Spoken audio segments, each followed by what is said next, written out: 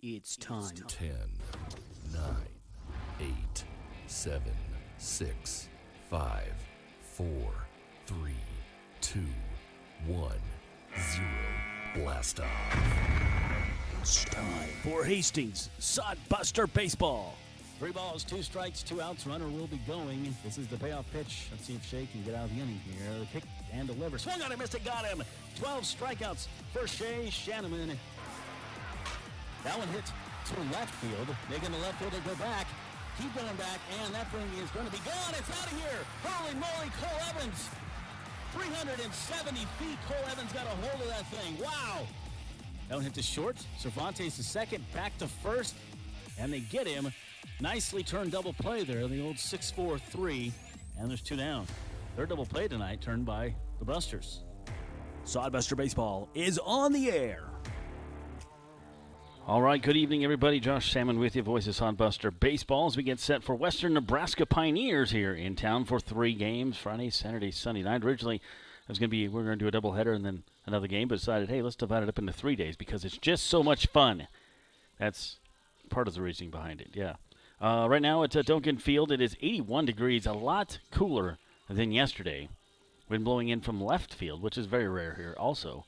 So we'll see what that does, but it's got to be a lot nicer to play on a field that's 81 degrees, and it's actually a little warmer down there than it is everywhere else. But 81 degrees right now at Duncan Field, winds at about 21 miles per hour, as I mentioned, blowing from left to right here in the outfield. Well, last night, Busters got the walk-off hit from Cameron McClure, the clutch hit they've been waiting for all season. They've had a couple that were decent, but that was the one that they've really been capitalizing or needing, and they got it. With bases loaded, 1 out, he took an 0-1 pitch and hit it into left field. 2 runs scored, which were both pinch runners who came in right before, and it paid off. They won. We won 7-6 in dramatic fashion. Coming up, Steve Stein caught up with McClure after the game. We'll have that interview here in a little bit as well. Let's take a look at these 2 teams for the league. This is kind of interesting. Fremont Moo leading the Clark division of the league, 11-3, obviously, and all 3 of those losses coming from Hastings. But they are only 1 game up on Western Nebraska Pioneers and the Spearfish Sasquatch. Interesting, huh? Yeah. So Western Nebraska is 10-4, Spearfish is 9-3, but they're tied 1 game apiece back. Pure Trappers would be in 3rd place technically at 6-6. We would be 4th then at 5-9, and Sioux Falls Sunfish would be 4-9. They're a half game behind us.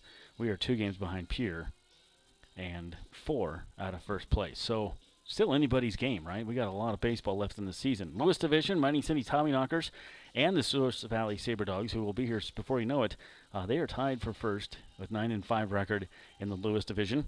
We've got the Wheat City Whiskey Jacks, who just left here last week. They are 3rd place, 2.5 games back at 6-7. And the rest of the teams also have losing records. 5-9 is the Canyon County Spuds. Badland Big Sticks are 4-10, and Casper Horseheads are 3-11. So that's an interesting thing as well, right? So Fremont only 1 game up in 1st place, and they've only lost 3 games all year. That's but Spearfish just hasn't played as many games, which is interesting as well. So there we go. Let's see here. Last night's game, you look at the hits. McClure, obviously, MVP with the bats. 4 hits and 5 at-bats for him, and none bigger than that last at-bat. There's an awesome video that our video guy put together on our Twitter page, and it's on the Facebook page. You can pretty much find it everywhere. And he even put my voice in there, which is pretty cool. There's a little music, too, but yeah, it's all about the guys, not about me, and the great celebration, and he was in the dugout filming it. So check it out. It's a really good video. I thought it was pretty awesome. Let's see here. Last night, 2 hits as well for Matt Rodriguez. Hit 2 hits for Carson Cahoy. J.D. Cafferty had 2 hits. Trevor Matson had 2 hits. McWegan had 1. Dawson had 1. And that's pretty much all the hits for the Busters. 15 hits, 7 runs. They walked 3 times, struck out 8 times for last night's game. And you look at Western Nebraska here, they strike out a lot of batters. All right? Their pitching stats here, we were looking this over before we're going on the air here, and the batting average against them is .223 for the season. Batters they have struck out this season, 168. That's a lot of batters. A lot of batters in 123 innings. That puts it more in perspective, doesn't it? So But it seems like, too, if they're not, batters aren't striking out against them, they're it's kind of like hitting or striking out. Look at their walks. They have only they've allowed 68 walks in 123 innings, so that's not bad. Compared to, let's look at the Hastings Sodbusters, who, by the way, are leading in ERA. I'm just going to tell you that right now. So batting average against us is 248, which isn't bad. Our ERA is 428. We've struck out 112 in 124 innings, and we've walked 76. So the walks have obviously been our issue. And I forgot to give you their ERA. Their team ERA, my tape is on it, 4.61. So our ERA coming into this game is better. You look at the Saudis, that's a nickname for us. Saudis, the last 7 days, and boy, as a team, we're hitting 307. Things firing in all cylinders. 38 RBIs, 29 walks. What else? We just had the 1 triple, 9 doubles, though. A lot of extra base hits in that time. And some of the errors need to be cleaned up as well. 17 errors is quite a bit. 42 strikeouts is quite a bit as well. But look at the pitching here. We're batting 307, nothing wrong with that. Last 7 days, our ERA is 4.25 as a team. That's awesome. You look at the strikeouts, 46 strikeouts in the last 7 days. 29 walks, maybe a little higher than we'd like. 49 hits. The average against our pitchers in the last 7 days, 241. That's not bad at all in this league. Not bad at all. We'll take a break, come back, and have that interview as Steve Stein got to talk to the man of the hour, Cameron McClure, last night after the big walk-off hit for him. We'll take a break and come back. This is the Sodbuster pregame show right here from Duncan Field. Nebraska Land Distributing is a proud sponsor of the Hastings Sodbusters. When you come to the ballpark, get a refreshing Coors Light, courtesy of Nebraska Land Distributing. Nebraska Land Distributing also features Leinenkugels, the ultimate summer drink, cold and refreshing, and sold at Duncan Field. Another Nebraska Land Distributing option when you come to the ballpark is light beer from Miller. Everything you've always wanted in a beer and less. Nebraska Land Distributing, proud sponsor of the Beer Batter at all Hastings Sodbuster home games. Adams County Visitors Bureau is the perfect place to start your Hastings experience, a place where you'll meet artists, shopkeepers, and storytellers while you stroll through downtown shops, beautiful parks, and historic housing districts. Whether you're a traveler, meeting planner, or a new resident, the Adams County Visitors Bureau is excited to help you find what you're looking for, from places to eat, things to do and see, to places to stay. Ask the Adams County Visitors Bureau. Get details at visithastingsnebraska.com. Experience Hastings with the Adams County Visitors Bureau. It's hot. Can we get some popsicles? A lot of popsicles. Okay, sure. Let's go to Sam's Club. We can get some popsicles there. Plus, check out the pools on sale. Didn't Dad want to barbecue tonight? With all those popsicles, we should get some paper towels, too.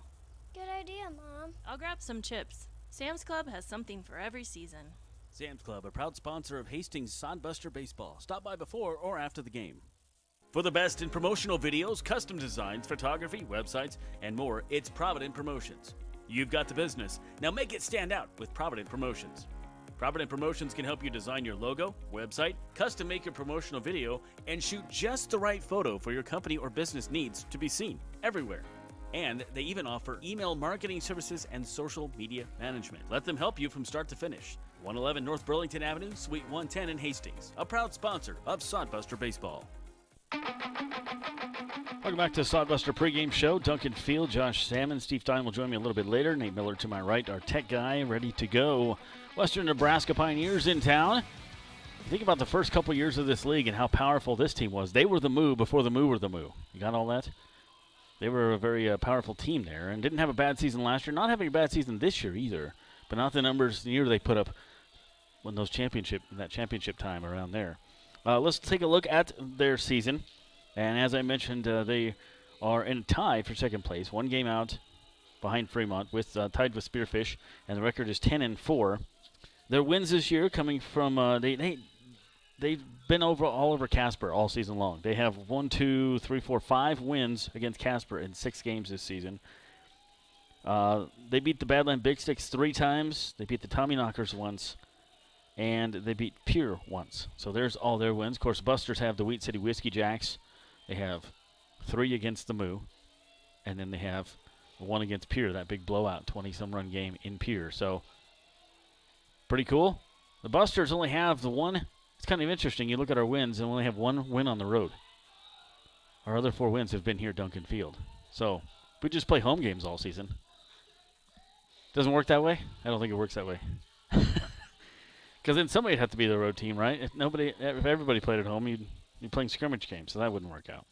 All right, well, there goes that theory, Josh. Never mind. We'll crumple that up, throw it away. Steve Stein had a chance to catch up with Cameron McClure after yesterday's game, or last night's game, with a walk-off hit. Got up there, 1-1 count, 3 guys on, down by a run. Just needed 1 run to tie, 2 to win. Well, he decided, I'm going to hit in both of them by singling to left field, past the third baseman diving, past the diving shortstop, into left. The 2 runners who were both pinch runners, Ian Riley came in to run, and so did Monroe. Ian Riley scored the tying run, Monroe the winning run, and McClure got mauled on the field. But he was okay, so Steve Stein had a chance to catch up with him. Here's that interview.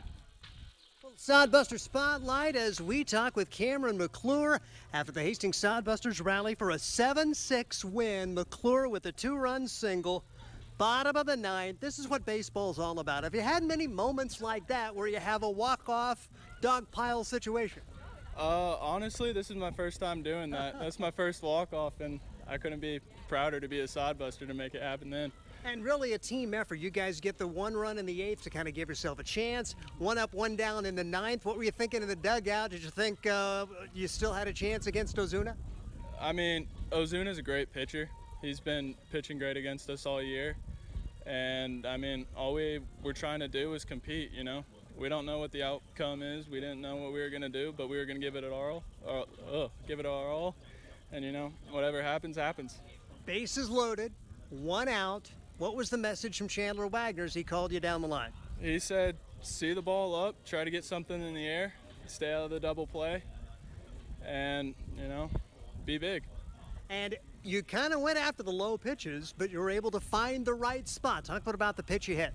So the pitch I hit was a slider. It kind of stayed up long enough for me to get the head of the bat out there and poke it through a hole. Baseball's a funny game. I mean, you know, that wasn't the hardest hit ball of the day, but the last few days, it seems like his team has started to find some holes. Are you guys starting to have a little confidence offensively? You had 4 hits in the game. I mean, I will say it's not the prettiest 4 hits, but, I mean, if you're going out there competing, playing your hardest, you're going to make stuff happen, and that's what we were doing. We weren't going to give in. We knew they were a good team. We were going to come out here, give it our all, and good things happen when you play hard. And in each of the 2 wins, as we visit with Cameron McClure, he was the man of the hour in the 7-6 win. You guys had beaten Fremont the night before. You gave up a 5-run inning. It didn't seem like you guys paid too much attention to the score, but you had the good approaches every time at the plate and trying to keep putting pressure on them. Yes, sir. I mean, 2 of the hits that last inning were 2 strike counts. I mean, we weren't going to give up. We were going to stick with our approach, stay short, find the barrel, get the barrel out there, barrel it up, see what happens. And, I mean, Trevor Matson, JT Cafferty, they both out 2 strikes with 1 after a quick out. I mean, they battled, and they weren't going to give up that easy. Team's starting to build a little chemistry. You guys like each other? Absolutely. Absolutely. We're all having fun out there. I mean, I think that's really where we kind of turned, is everyone's starting to have fun. I mean, it's summer baseball. I was going to say, you know, with what we all went through last summer, just the chance to play in the spring and the chance to have a summer to compete has got to be pretty cool. Mm-hmm. It's my first time being out here, my first time doing something like this, and I'm having a blast. It's something I've never experienced, and it's a fun time. We're talking with Cameron McClure. Tell us about your journey to becoming a Hastings Sodbusters from St. Edward's University down in Texas. So it was kind of a last-minute thing. The guy I work with back home for hitting, he knew Chandler, and they said, hey, we have a spot for you out here. So, I mean, late March, I found out, hey, I was going to be a Sodbuster. Had you heard anything about the league, about the state? You know, not probably a whole lot of pub on this particular league down in Texas. Absolutely not. But, I mean, I'm here, and I could not be happier. Everyone's great here. The fans are great. We're treated well. Scott takes care of us. It's a great experience. The Woodlands down in Texas. Tell us about that town and your home. My hometown, it's pretty big. It's different, a lot different than Hastings. I come from a big town, a lot of baseball. It's year-round, unlike here. And, I mean, it's just the only thing that hasn't changed is the heat. Everything's the same, it feels like.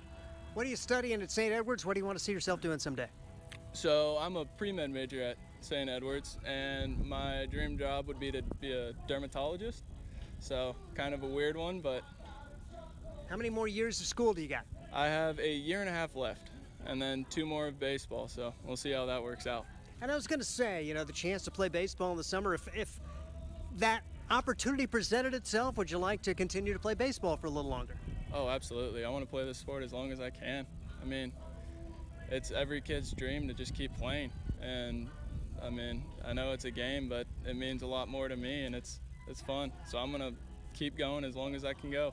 Cameron McClure, 2-run single to beat the Fremont Moo as we feature Sodbuster Baseball. There we go. Steve Stein with the interview. Thanks, Steve. Nice job on that one. Having a good time with Cameron McClure, man of the hour, back in the lineup again today. Let's look at the lineups for visiting Western Nebraska Pioneers. And Antonio Garcia is the manager. He is a coach with Coach Chandler Wagner, both at KU, so they're friends.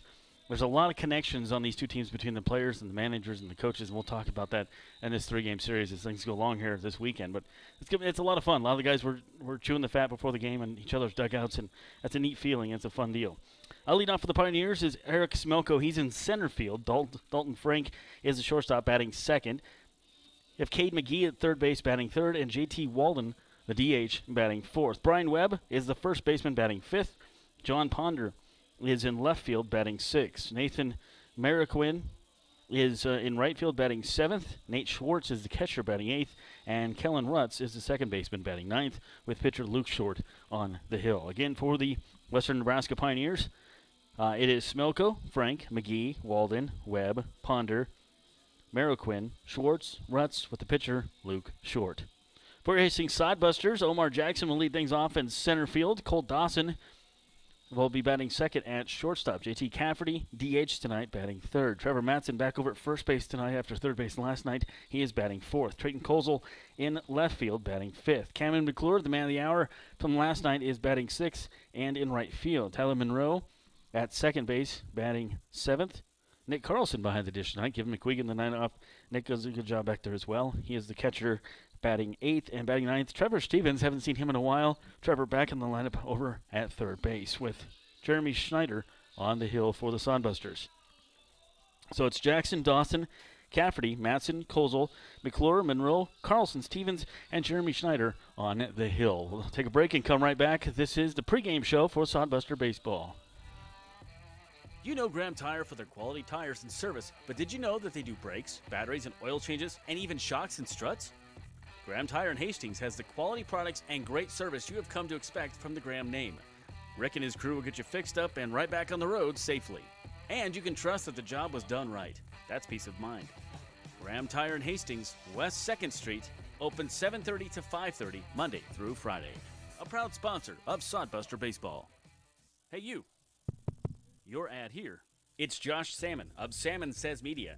Imagine turning on the radio or TV and hearing or seeing your business being advertised. Salmon Says Media offers voiceovers, full audio production, on-hold messaging for your phone, and more.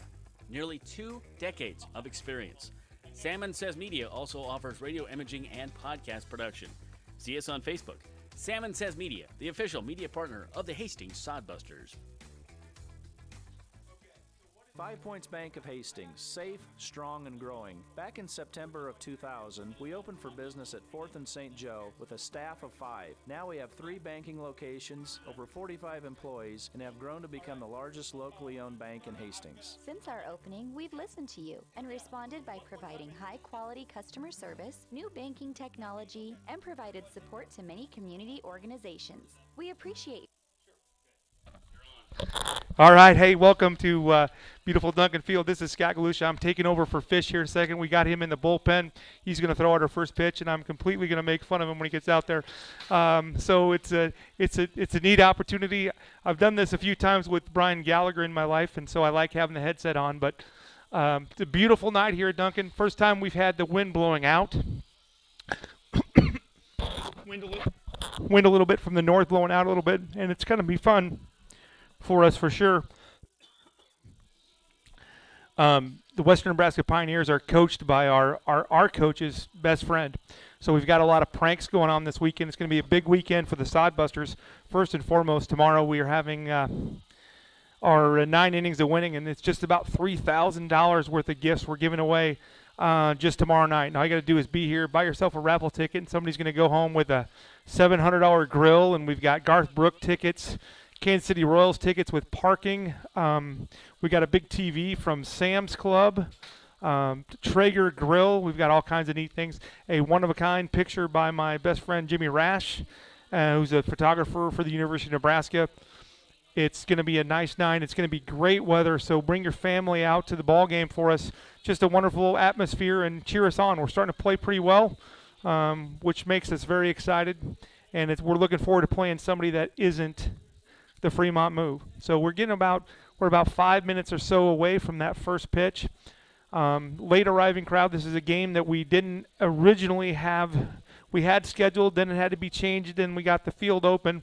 So we're back where we wanted to be on a beautiful Friday night here at Duncan Field. Sun, it's about 85 degrees, which is a lot better than that 95 in steam we've had the last couple nights. But it's just a great night, and the crowd's coming in. We have Angus McGee's food truck is selling here tonight, so bring your family out for dinner. The Frews just walked in, so we're about ready to go. Got Nate Miller here to my side, the best guy in the business on his side. We've got a guy I've never met in the other booth. I haven't had the Western Nebraska Pioneers bring a radio guy here, so we'll see how that goes, but he looks comfortable. And we're just excited. We played really well. We were hoping to get one from Fremont on Wednesday and Thursday night, but we battled and continued to just hang around and got 2, and we were really excited about that. Happy for everybody, but especially for Cameron McClure, who was able to punch one through there and get a big hit for us.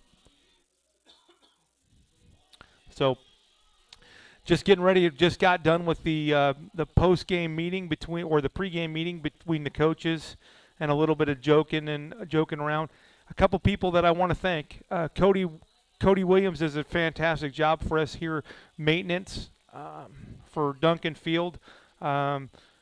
It gets torn up for as many games as we have, and it always looks great, and it's such a wonderful facility. Jeff Hasenstab and his staff at the City of Hastings do a great job for baseball in this community, and we're thankful for their support and guidance over the years as we get better and better at what we do each and every night. Our broadcast team is second to none. Steve Stein and Josh Salmon. Fish is a great radio guy. I'm not sure he can pitch, but we're going to prove that in a matter of minutes, which will be fun. And we like to have fun. It's a family atmosphere. I love it. My wife's going to be here tonight. She usually works for us. My mom and dad are listening tonight. They didn't expect to hear my voice probably. My dad just got home from the hospital, successful surgery the other day, so I know my family is home listening. I got a text from my mom earlier that said, good luck and go Busters. And it's just so fun to be part of this and have your whole family involved. I talked to my cousin Brian and his family last night. They were watching and paying attention in Wisconsin. They went to the Milwaukee Bucks game last night, and that's fun. So it's just that, Nate Miller here to my right has a Bucks shirt on. Probably wouldn't have wore that if it was another 39-point loss, but they figured out a way to win, and I like to pull for those guys. That my side of the family, or my mother's side of the family, is from Wisconsin. So always have a soft spot for the Bucks and anybody in Wisconsin as far as that goes. In addition to that, we have an old favorite friend here tonight. Tim Burnham is in the park. Casey Burnham played for him he played for me in high school, played for us for the last couple years. He is rehabbing a hamstring. And he's going to be at the ballpark on Sunday, we think, in case he's going to throw out the first pitch on Sunday for us, if he can get here in time to do that. Casey's a wonderful young man, and we wish him the best. And like I told him before, I'm tried and true Husker guy, but it was Casey that made me get that KU icon on my phone. So I do follow them a little bit just because of Casey, but he'll be here Sunday. He's going to throw out the first pitch. And so that'll be another exciting day. The weather is supposed to be perfect this weekend. It's great out here today. First time all year the wind is blowing out. I'm not sure that matters at Duncan Field, but it is going to be different for the outfielders out there as well. I know that when Fish handed me the headphones, he was doing the pregame, which I don't have his notes or really care that much because I can say what I want to do and do what I want to do. But Jeremy Schneider's on the bump for us tonight. Second-year player from Northeast Community College. He plays for Marcus Clapp up there, and he does a great job. He's had 3 good starts for us this year. Not a lot to show for it because the bats haven't helped him out very much, but he's kept us in every game and lost a 2-1 game on a heartbreaking dribbler to Fremont a couple weeks ago. So we know we're going to get a good effort from him tonight on the hill. And let's see, we got Trevor Matson at first today, number 34. He just signed a Division I contract, or not a contract, but a Division I agreement to play for Gardner Webb in North Carolina. So that's exciting. All these kids, their dream is to play Division I. And Trevor Matson is a graduate transfer from Arcadia University in Pennsylvania, and now he's going to get a chance to chase his dream and play Division I baseball in North Carolina. So that just happened yesterday, so we're excited for him. At second base today is going to be Tyler Monroe. Great athlete, a good kid also from Northeast, although he's transferring to play for Dion Parks down at Southeast Community College. A great athlete. He's at second base tonight. At shortstop is Cole Dawson from Kansas City Community College. His father is the coach at Arkansas Tech, who we have some players from, and he's just done a great job in the few days that he's been here, and he's quickly becoming a fan favorite. At third base today is Trevor Stevens from Cloud County. He's been out for about a week, had some work done on his eyes, and so we're excited to get him back in the lineup and think he's ready to go. In left field tonight from Iowa Western will be Trayton Kozel. Steady as she goes. Just a fantastic young man. Bats in the zone a long time, and we just got to get him a little bit quicker to the ball, and we're working on that, and he's going to be pretty successful. In center field is Omar Jackson from Arkansas Tech, number 13, an outstanding young man, a great family, and he's made a wonderful impression to not only me and the coaching staff, but all our fans here. He just plays super hard, and we just love that young man and his effort night in and night out. And in right field tonight is Cameron McClure. We were going to give him the night off, but how can you give a guy a night off when he knocks one through the left side for a walk-off victory? So he's back in the lineup in right field tonight. He's from Texas, plays with Matt Rodriguez at Bridgeport University. And then the DH today is J.T. Cafferty. Again, he was gone for a while, and again, I think I said this once before, but our hearts and prayers are with him and his family.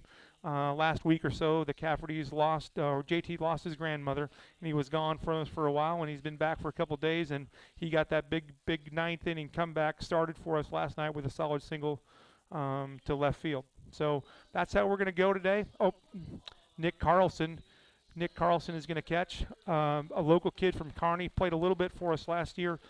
Good catcher, good frame. We got to get some meat on him, get him in the weight room a little bit, but he's going to be a nice player. Has a chance to be a Division I player at some point. He's going to catch tonight. He's familiar with Jeremy, and it's a good fit as far as that goes. So tonight in the bullpen, I think Eduardo Vasquez is one of the guys we're going to look to. Chris Mazzini, a possibility. Rand Sanders is another guy that's going to be out of the bullpen today. And so we'll see, and of course Manny Herrera as well from York College. Those are the guys that we look for. Hopefully not sooner than later, because we expect Jeremy to get us through maybe 6, maybe 7 innings. He's been real efficient on the mound and works really hard. So it looks like Fish out there, after he handed me the earphones to go throw out the first pitch, is starting to get a little nervous. He's kind of bouncing back on one foot to the other foot. He's rubbing the ball a whole bunch. I know he's going to bounce it. I just know he's going to – I just don't think he can handle the pressure, but we'll see. He told me I could make fun of him, and I said that would be really easy. Just to my left, my wife just walked in, and again, I talked to you about this before, how special it is for me to have my family do this with me. It's great to have everybody around. My daughter usually works for us as well. Karen doesn't know she's a beer person with me today because she thought she was going to work at merchandise, but we were short a couple people, so we had to make some adjustments. So she's going to get acclimated to the beer stand with me tonight, and she just rolled her eyes at me, which everybody who knows Karen knows that she'll do anything we ask her to do, but she'd like to be prepared. And if the truth be known, I did try to call Edward Jones today about 3 o'clock to Warner, but they did not answer. They were busy. So tonight the beer batter is going to be from Nebraska land. It's going to be Coors Light is going to be that. So if we can be fortunate enough to strike that gentleman out, beer will be 2 for $5 for the rest of that inning, and that's a program that our fans love. One of my favorite stories, one of the first weeks that I was here, the beer batter was up, and it was a pretty close game, and there was 1 out, and the bases were loaded, and it was 0-2 to the pitcher or the hitter, and the hitter rolled into an inning-ending double play, and our fans booed. It was, so we know really is important. It's making sure you have a cold beverage and having fun. But here goes Fish. He's out there. He's on the rubber. There's the windup and the throw. Looks like it was pretty close. 43 on the gun. That we added 10 just to help him out. I think it was a little bit outside, maybe a touch low, but it was around the plate, so we'll give him a round of applause. Josh does a great job for us. It takes a lot of, like everything that we do in our program, it takes a lot of people to get this done as professionally and as much as we like. And Fish spends countless hours preparing. He was the one, and him and Nate were responsible for getting all our advertisements and everything in there, and he just loves being a part of it. So he was real quick to say, I'll throw out the first pitch. He's got the ball. He's taking his hat off. He's trying to run. Hopefully he doesn't fall, but he's on his way. So I'm going to hand over the headphones to Josh, and thanks for letting me bother you for a few minutes as we wait for the anthem.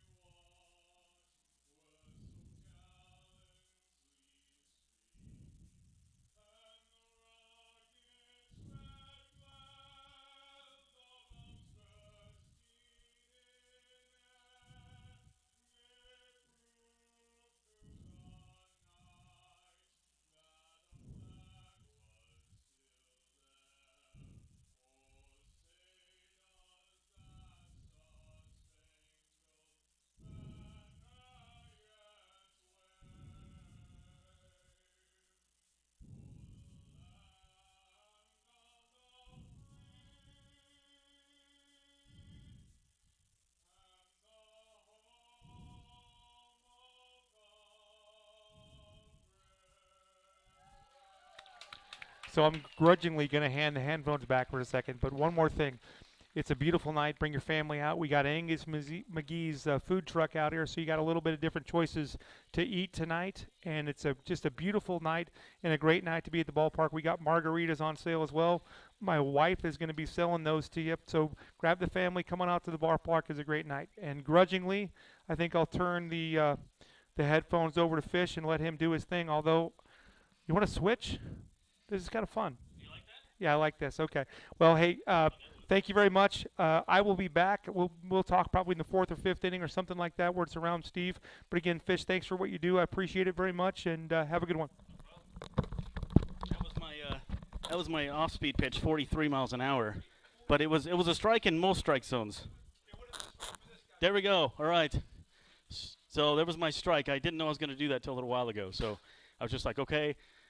Don't screw up, don't screw up. And then I went before Steve announced me. So that was the weird thing.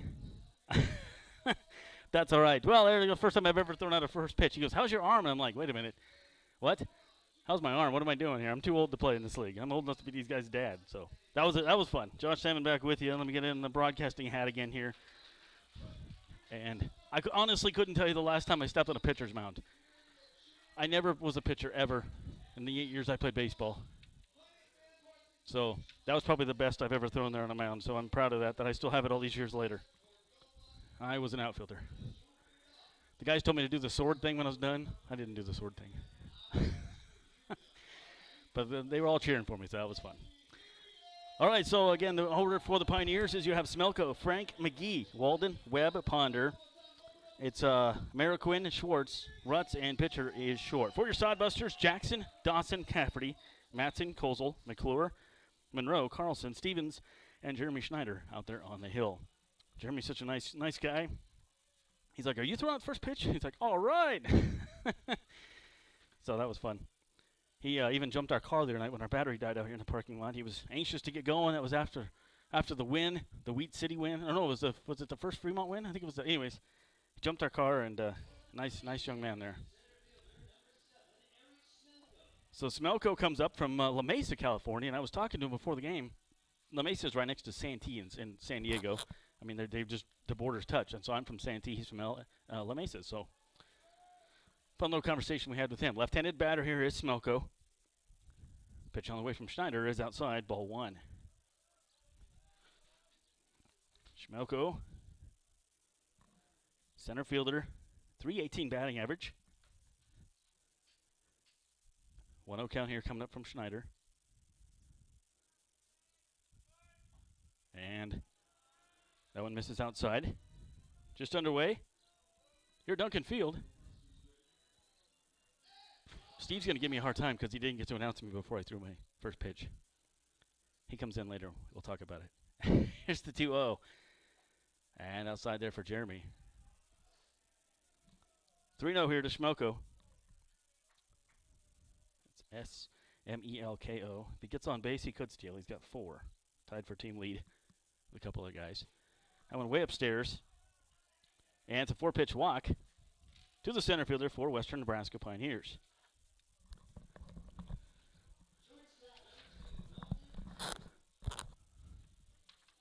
So Dalton Frank comes up. Dalton is the shortstop, like I said. Watch Smelko over there. He's pretty quick. Dalton Frank goes to Florida Atlantic University. He's from Florida. Waxahachie, Florida. Jeremy still trying to find the strike zone.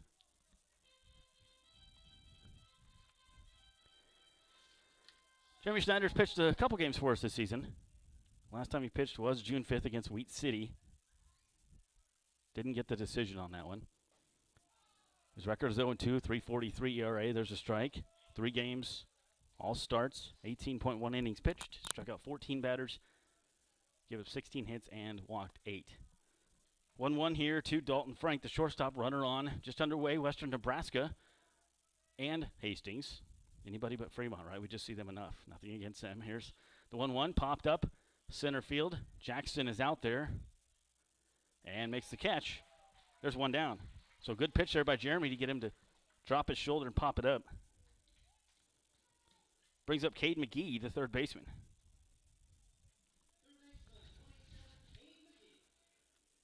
Cade McGee goes to Gonzaga. He's from Tucson, Arizona. So yesterday's temperature would have been nothing for him. He's like, 98, come on. It's winter. Smelko, decent lead over at first. Does go. He's got a pretty good jump. The throw is high, and he is going to be safe. Luckily, good backup there by shortstop Coles because that throw was going to go into center field from Carlson. So stolen base. I thought he was going to go at some point in the last batter, but he went this batter.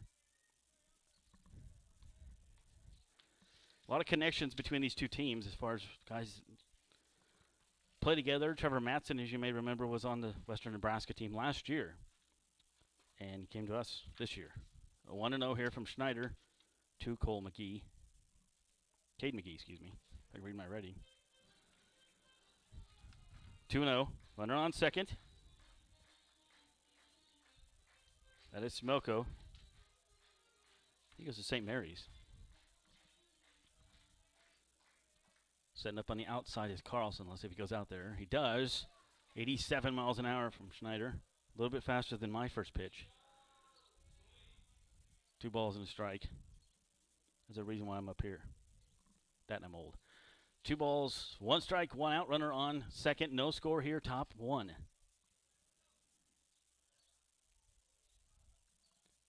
.83 degrees at game time. And that one hit to right. McClure, step back, step up, makes the catch. And runner not able to advance, so another good pitch there by Schneider. 2 down. Fly out to center field, fly out to right field. Brings up J.T. Walton. And Walden batting .327 on the season. Does have 1 home run, 8 RBIs, 10 walks, hit by a pitch 3 times. Left-handed batter, he is the DH tonight. Checking his runner, here's Schneider, goes to the plate and in there for a strike. Walden also goes to Gonzaga, just like his predecessor, batter before him, Cade McGee. His hometown is Sacramento, California. The 0-1 coming up here from Schneider. Eric Smelko stands on second. He led off with a walk, stole second base. So the next 2 batters, Frank and McGee, have flown out to left. It's going to be center and right field, respectively. That one out to right field as well. Who's going to get it? It's right center. Jackson calling off McClure, and Jackson makes the catch. Almost dropped it, but he got it, and out is Walden, and down go the Pioneers here in the first inning. So no runs and no hits, 1 left on base at the end of a half inning. There is no score. Let me get back to my playlist here, as I wasn't ready to go down and throw a pitch. And we'll hear from the Adams County Visitors Bureau right now. County Visitors Bureau is the perfect place to start your Hastings experience, a place where you'll meet artists, shopkeepers, and storytellers while you stroll through downtown shops, beautiful parks, and historic housing districts. Whether you're a traveler, meeting planner, or a new resident, the Adams County Visitors Bureau is excited to help you find what you're looking for, from places to eat, things to do and see, to places to stay. Ask the Adams County Visitors Bureau. Get details at visithastingsnebraska.com. Experience Hastings with the Adams County Visitors Bureau. Nebraska Land Distributing is a proud sponsor of the Hastings Sodbusters. When you come to the ballpark, get a refreshing Coors Light, courtesy of Nebraska Land Distributing. Nebraska Land Distributing also features Leinenkugels, the ultimate summer drink, cold and refreshing, and sold at Duncan Field. Another Nebraska Land Distributing option when you come to the ballpark is light beer from Miller. Everything you've always wanted in a beer and less. Nebraska Land Distributing, proud sponsor of the Beer Batter at all Hastings Sodbuster home games. All right, welcome back. Sodbusters coming up to bat here in the bottom of the first. Josh Salmon back with you, and I'll stick to the booth and not throwing out first pitches. How about that for everybody? On the hill here is Luke Short for Western Nebraska Pioneers, and I couldn't find any stats on him. I'm going to see if Andy's got anything here. I had no stats on him as far as I had a batting stat. He did bat in 1 game but had no batting average, so maybe making his pitching debut here for the Pioneers. I only had him playing 1 game as well. So he will face Jackson, Dawson, and Cafferty.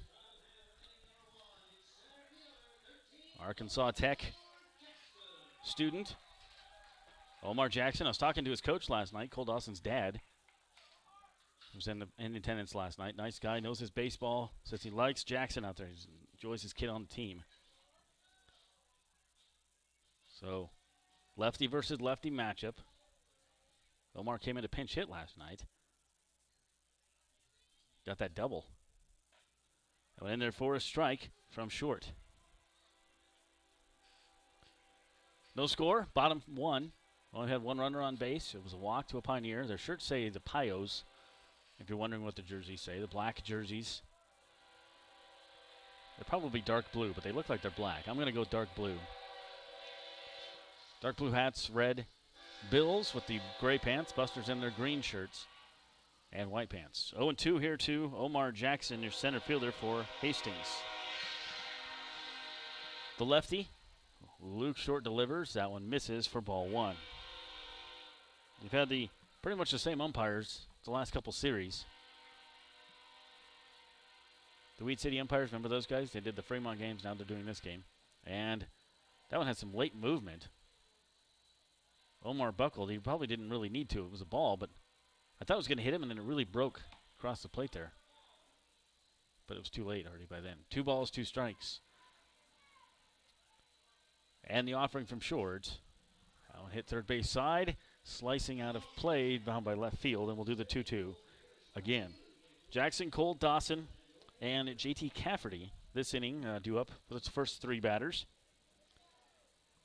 Western Nebraska Pioneers 10-4 tied for second place right now with Spearfish Sasquatch, both one game behind Fremont.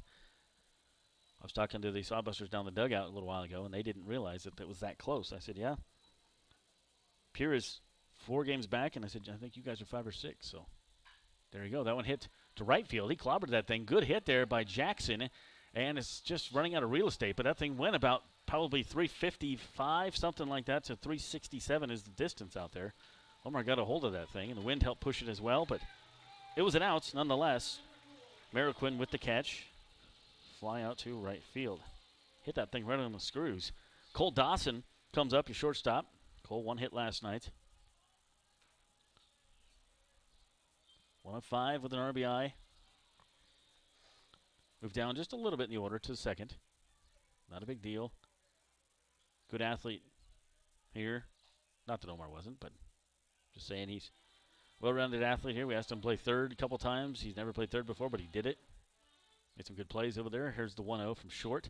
And that went into left field, and a base hit. The first base runner for the Sodbusters is Cole Dawson.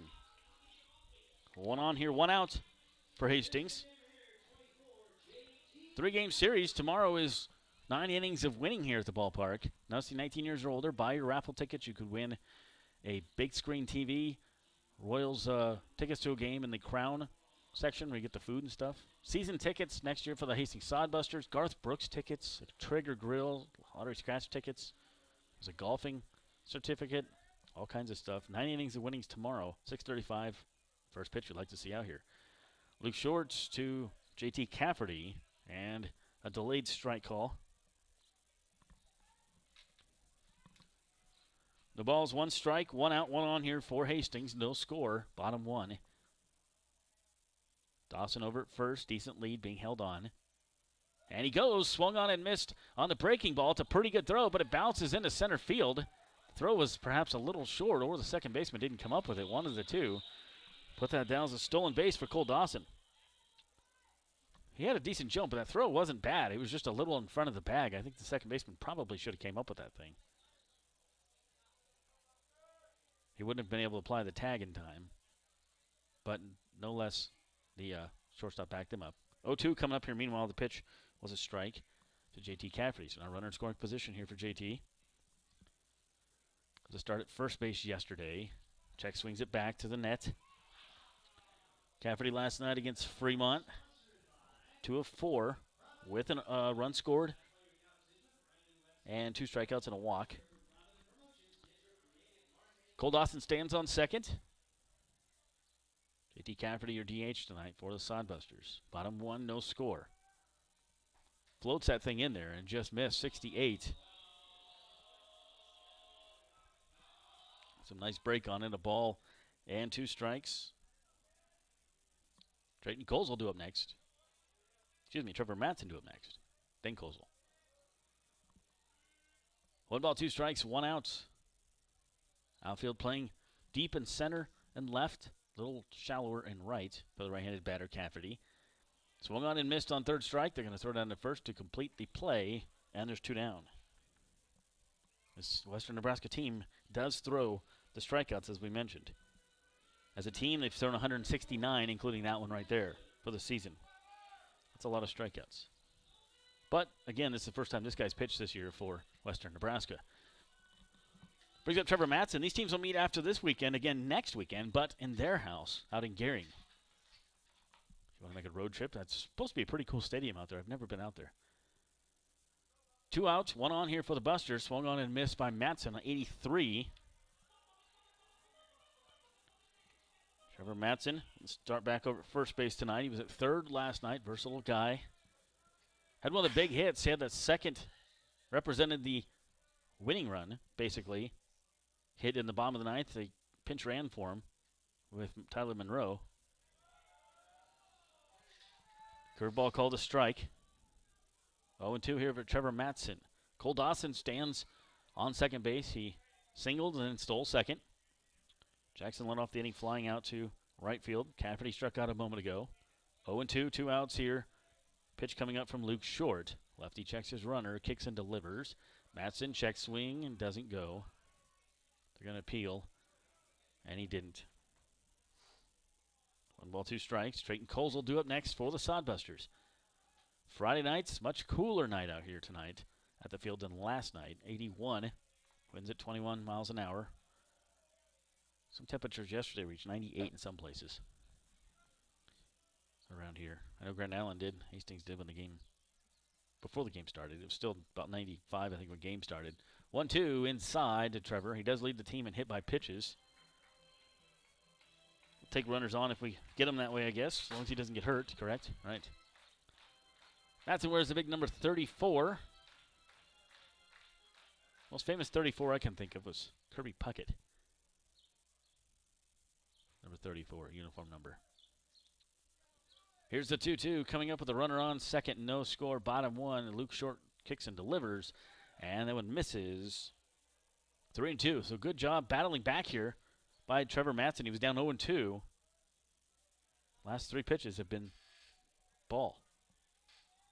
3 balls, 2 strikes, 2 outs. Dawson stands on second. Chance for Busters to get a number here on the board. Trevor Matson, your RBI guy, up there. And just pop it up to right field.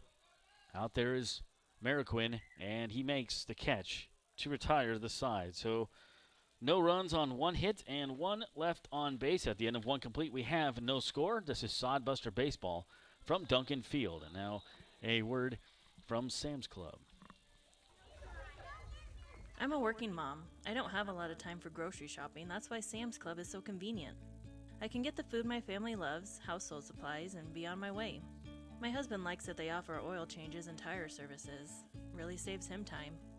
They have early hours for Plus Club members so I can beat the crowd on the weekend. Plus, Sam's Club offers free curbside pickup. Order online or in the app. Sam's Club, Grand Island. Sam's Club, a proud partner of Sodbuster Baseball. For the best in promotional videos, custom designs, photography, websites, and more, it's Provident Promotions. You've got the business. Now make it stand out with Provident Promotions. Provident Promotions can help you design your logo, website, custom make your promotional video, and shoot just the right photo for your company or business needs to be seen everywhere. And they even offer email marketing services and social media management. Let them help you from start to finish. 111 North Burlington Avenue, Suite 110 in Hastings, a proud sponsor of Sodbuster Baseball. Well, no score here at the end of 1, bringing up Western Nebraska Pioneers again. Josh Salmon back with you. 9 innings of winning going on tomorrow night here. Lots of great prizes to be given away. We'll talk about that as the show goes along. Scott will join us here a little bit later, and we'll discuss the 9 innings of winnings and the great prizes that go along with that. Up for the Pioneers here, Brian Webb, John Ponder, and Nathan Mariquin. Antonio Garcia, the manager of Western Nebraska, is a coach with our coach, Coach Wagner, at KU. So they know each other very well. And one of the assistant coaches at Western Nebraska, also a coach at KU. Strike. Nice breaking ball there to start things off for Jeremy Schneider in his second inning of work. Sunder gave up the walk, but then was able to get 3 flyouts after that. No score here, top 2. Going outside. Western Nebraska Pioneers from Gehring is where they play their games. Ball to strike here to Brian Webb. Left-handed batter. Webb fouls it off. And Webb batting .258 on the season. 8 for 31. No home runs, 7 RBIs.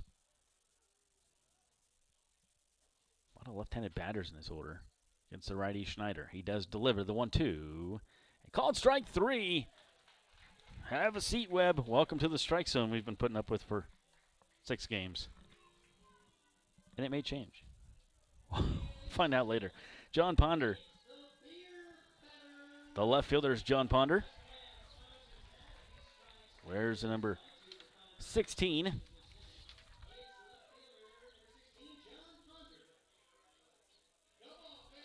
Jonathan Ponder goes to Georgia State. He's from Lawrenceville, Georgia. Sophomore at Georgia State. First pitch in there for a strike. Ponder has the dubious task of being the beer batter, so people are cheering for him to strike out. I mean, they like everybody to strike out, but they're really cheering for him. Outfield playing very deep for Ponder. Ponder has 1 RBI, 1 for 11 on the season. An 090 batting average. Strike 2. Brought his fishing pole out on this day. It's a nice fishing weather day, by the way. See if Schneider goes back there again. If he goes back to the breaking ball. Jeremy finding his groove. That's a good thing. Here is the pitch coming up. Outside corners where catcher's setting him up. Swung on and missed. No, he went with a heater. 87 upstairs. Have a seat, Ponder. So right away in the first inning, people get their discount on the brewskis for the beer batter. Nathan Mariquin comes up. Right fielder. Mariquin goes to Fresno State. He's from Tulare, California. I don't know where that is. Mariquin is 166 batting average, 2 RBIs. This is only his third at bat of the season, so. OPS is 417 though. That one misses for a ball. Jeremy Schneider struck out the first 2 batters. If he can strike this better, I haven't thought of an inning in a while where he struck out the side. It's been a while. I think maybe Trayton Scully did it a couple nights ago. Go back and look at my scorecard. And that one in there for a strike. It's a similar pitch to what we saw Webb strike out on a moment ago. Webb struck out, Ponder struck out. Mariquin up here. 1-1 the count. Jeremy Schneider. 6'5", nice young man. That one inside out swing and fouls it off to the third base side. A little late on it. You have Stevens from third base to first base. Stevens, Dawson, Monroe, and Matson. With Carlson behind the dish. Outfield goes Kozel, Jackson, and McClure. With Jeremy Schneider on the hill. Schneider's 3.44 ERA coming into this game. Swung on and missed, and he does. Strike out the side. Have 3 strikeouts for Jeremy Schneider. A nice inning there against Western Nebraska. Let's get the bats going here for the Sodbusters. Bottom of the second coming up. This is Sodbuster Baseball from Duncan Field.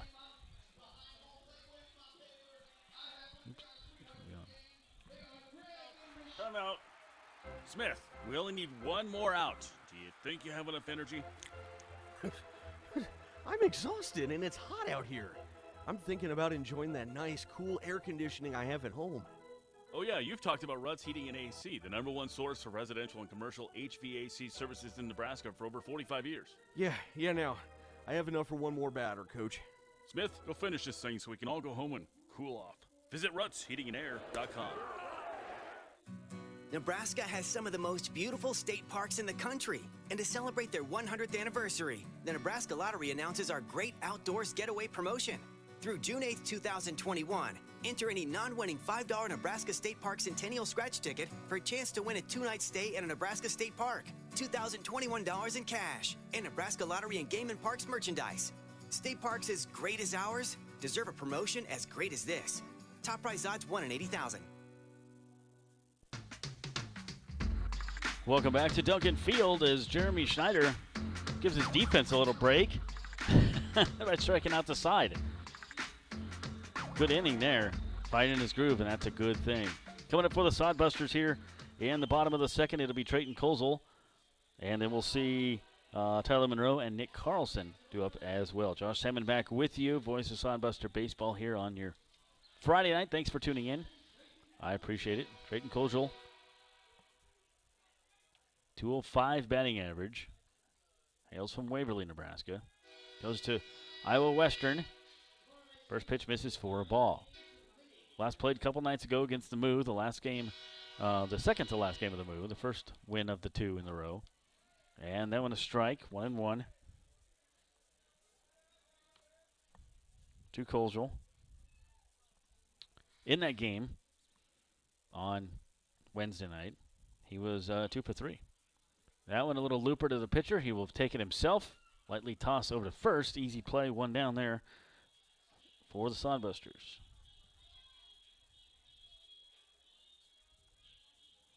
So it brings up Cameron McClure, last night's hero. Not only was he a hero, he had 4 hits in the game. He was 4 for 5.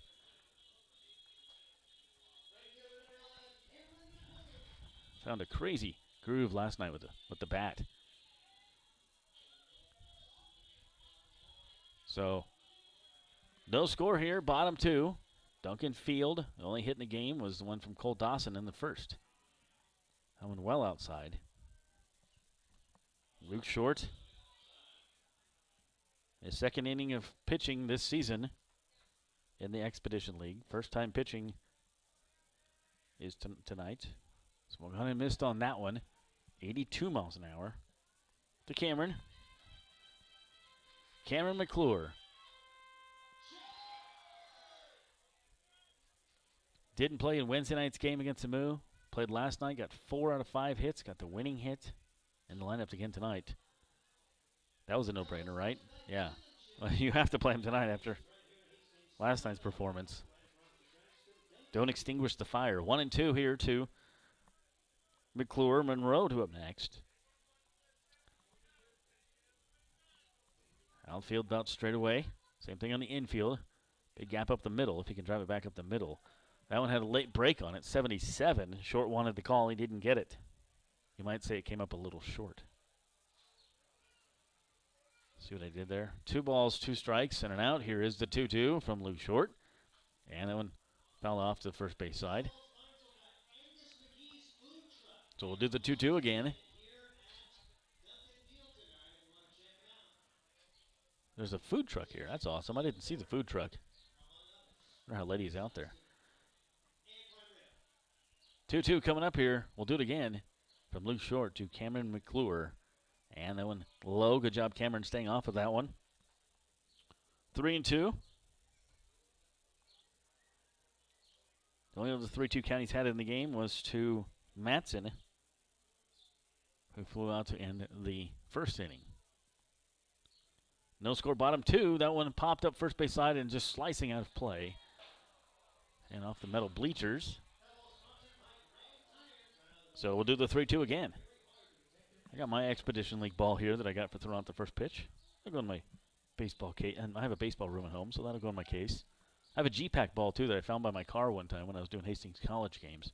I didn't see any dents, though, so that was good. That went to left field and hung up there a while, though. Left fielder able to grab it, almost lost it in the sun, was Ponder, but he got it.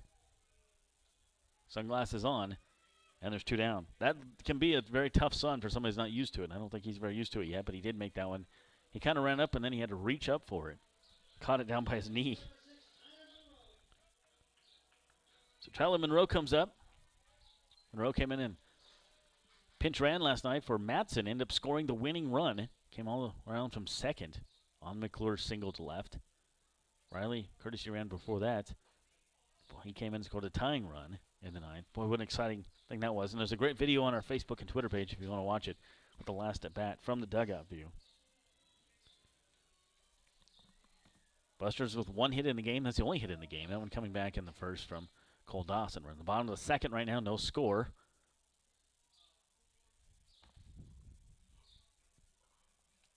And pitch coming up here. The 0-1 misses to Tyler Monroe.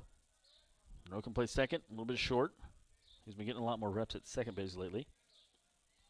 Look at the Busters coming into this game. The batting average is .307 in the last 7 days. It's outstanding. That one a grounder to second. High hopper. On top of it, though, is the second baseman, Rutz, and throws to first to retire the side. So nothing doing here for the Sodbusters in the bottom of the second. Top of the third coming up. And now a word from Graham Tire. This is Sodbuster Baseball. You know Graham Tire for their quality tires and service, but did you know that they do brakes, batteries, and oil changes, and even shocks and struts? Graham Tire in Hastings has the quality products and great service you have come to expect from the Graham name. Rick and his crew will get you fixed up and right back on the road safely. And you can trust that the job was done right. That's peace of mind. Graham Tire in Hastings, West 2nd Street, open 7:30 to 5:30, Monday through Friday. A proud sponsor of Sodbuster Baseball. Hey, you. Your ad here. It's Josh Salmon of Salmon Says Media. Imagine turning on the radio or TV and hearing or seeing your business being advertised. Salmon Says Media offers voiceovers, full audio production, on-hold messaging for your phone, and more. Nearly 2 decades of experience. Salmon Says Media also offers radio imaging and podcast production. See us on Facebook. Salmon Says Media, the official media partner of the Hastings Sodbusters. Welcome back to Duncan Field. Josh Salmon, Nate Miller, Steve Stein joined us in here. Steve, anything you want to say to me? I just about my pitch. It was 43 miles an hour, but it was a strike. Yeah. Hey, you threw it right over. Good job. And way Thanks to a wait lot. for the cue from the PA guy to announce the first pitch. Yeah, So, I asked Wagner, I was like, do I go now? He's like, yeah, go ahead. And I'm like, well, don't they say something? All right, whatever. Yep, so that's all right. That's all right. I don't have to get physical therapy afterwards either, so I'm good. Yeah, I am not going to do that, by the way. I'm not going to be throwing out any first pitches. I didn't. The scariest part to me was leaving Scott on the air by himself. Oh, yeah. That was I was down there in the dugout the whole time fretting on that. So sure it went fine. Yeah, I'm sure we were good. Kill some time. All right, Steve's going to get you play-by-play for this inning. All right, Western Nebraska will have its 8, 9, and 1 hitters against Jeremy Snyder. Jeremy, really slow start. Had a heck of a time finding the strike zone the first couple of batters, but he has got it cooking now. Struck out 3 in a row. He's retired 6 straight and gets a look at Nate Schwartz, catcher, who stands in the right-handed box. Snyder's first pitch drilled down the left field line, but foul. No balls and 1 strike on Nate Schwartz. Western Nebraska coming in 10 and 4 in the direction of Antonio Garcia. Broken bat there for Schwartz. He'll step back in and get set to go again for this Western Nebraska Pioneer squad. Coming off a win yesterday, the Pioneers facing a Hastings squad which has now won 2 in a row after that thrilling come-from-behind win over the Fremont Moo yesterday. Here's the 0-1 delivery. That's high and tight. 1 ball and 1 strike. Snyder buzzed the tower there. Good shape pitch count after laboring through that first inning. Just 26 pitches thrown. He had a very quick second inning. Here's the 1-1 delivery. Taken outside, 2 balls and a strike on the 8-hole hitter for the Western Nebraska Pioneers. As Schwartz stands in, 200 on the year. He's seen limited action, just his second game, as the pitch is up high. 3 balls and 1 strike on Schwartz. 8, 9, and 1 hitters here for Western Nebraska, wearing their black jerseys today. White numbers trimmed in red. They do have red jerseys as well in their arsenal. See if they break those out sometime this weekend. These, as far as I know, new. They have Pios on the front.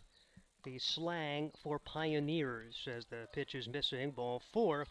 5-pitch walk issued to Schwartz. The second walk issued by Jeremy Snyder to go along with the 3 strikeouts, and that'll bring up Kellen Rutz, number 9 hitter, will stand at the left-handed box.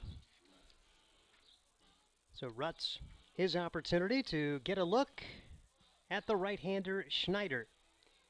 Righty-lefty matchup as Schneider comes set, brings the pitch home, and that's upstairs for ball 1. 1 ball and no strikes. So Schneider, after rolling through the second, has lost command here in the third as he tries to find the zone. Only the third at bat for Rutz on the season. So some new guys seeing some opportunities here at the bottom of the Pioneer order. Pitch taken upstairs for ball 2. 2 balls and no strikes on Rutz. It really surprised me that Felton and English, who are their top hitters, aren't in the lineup tonight.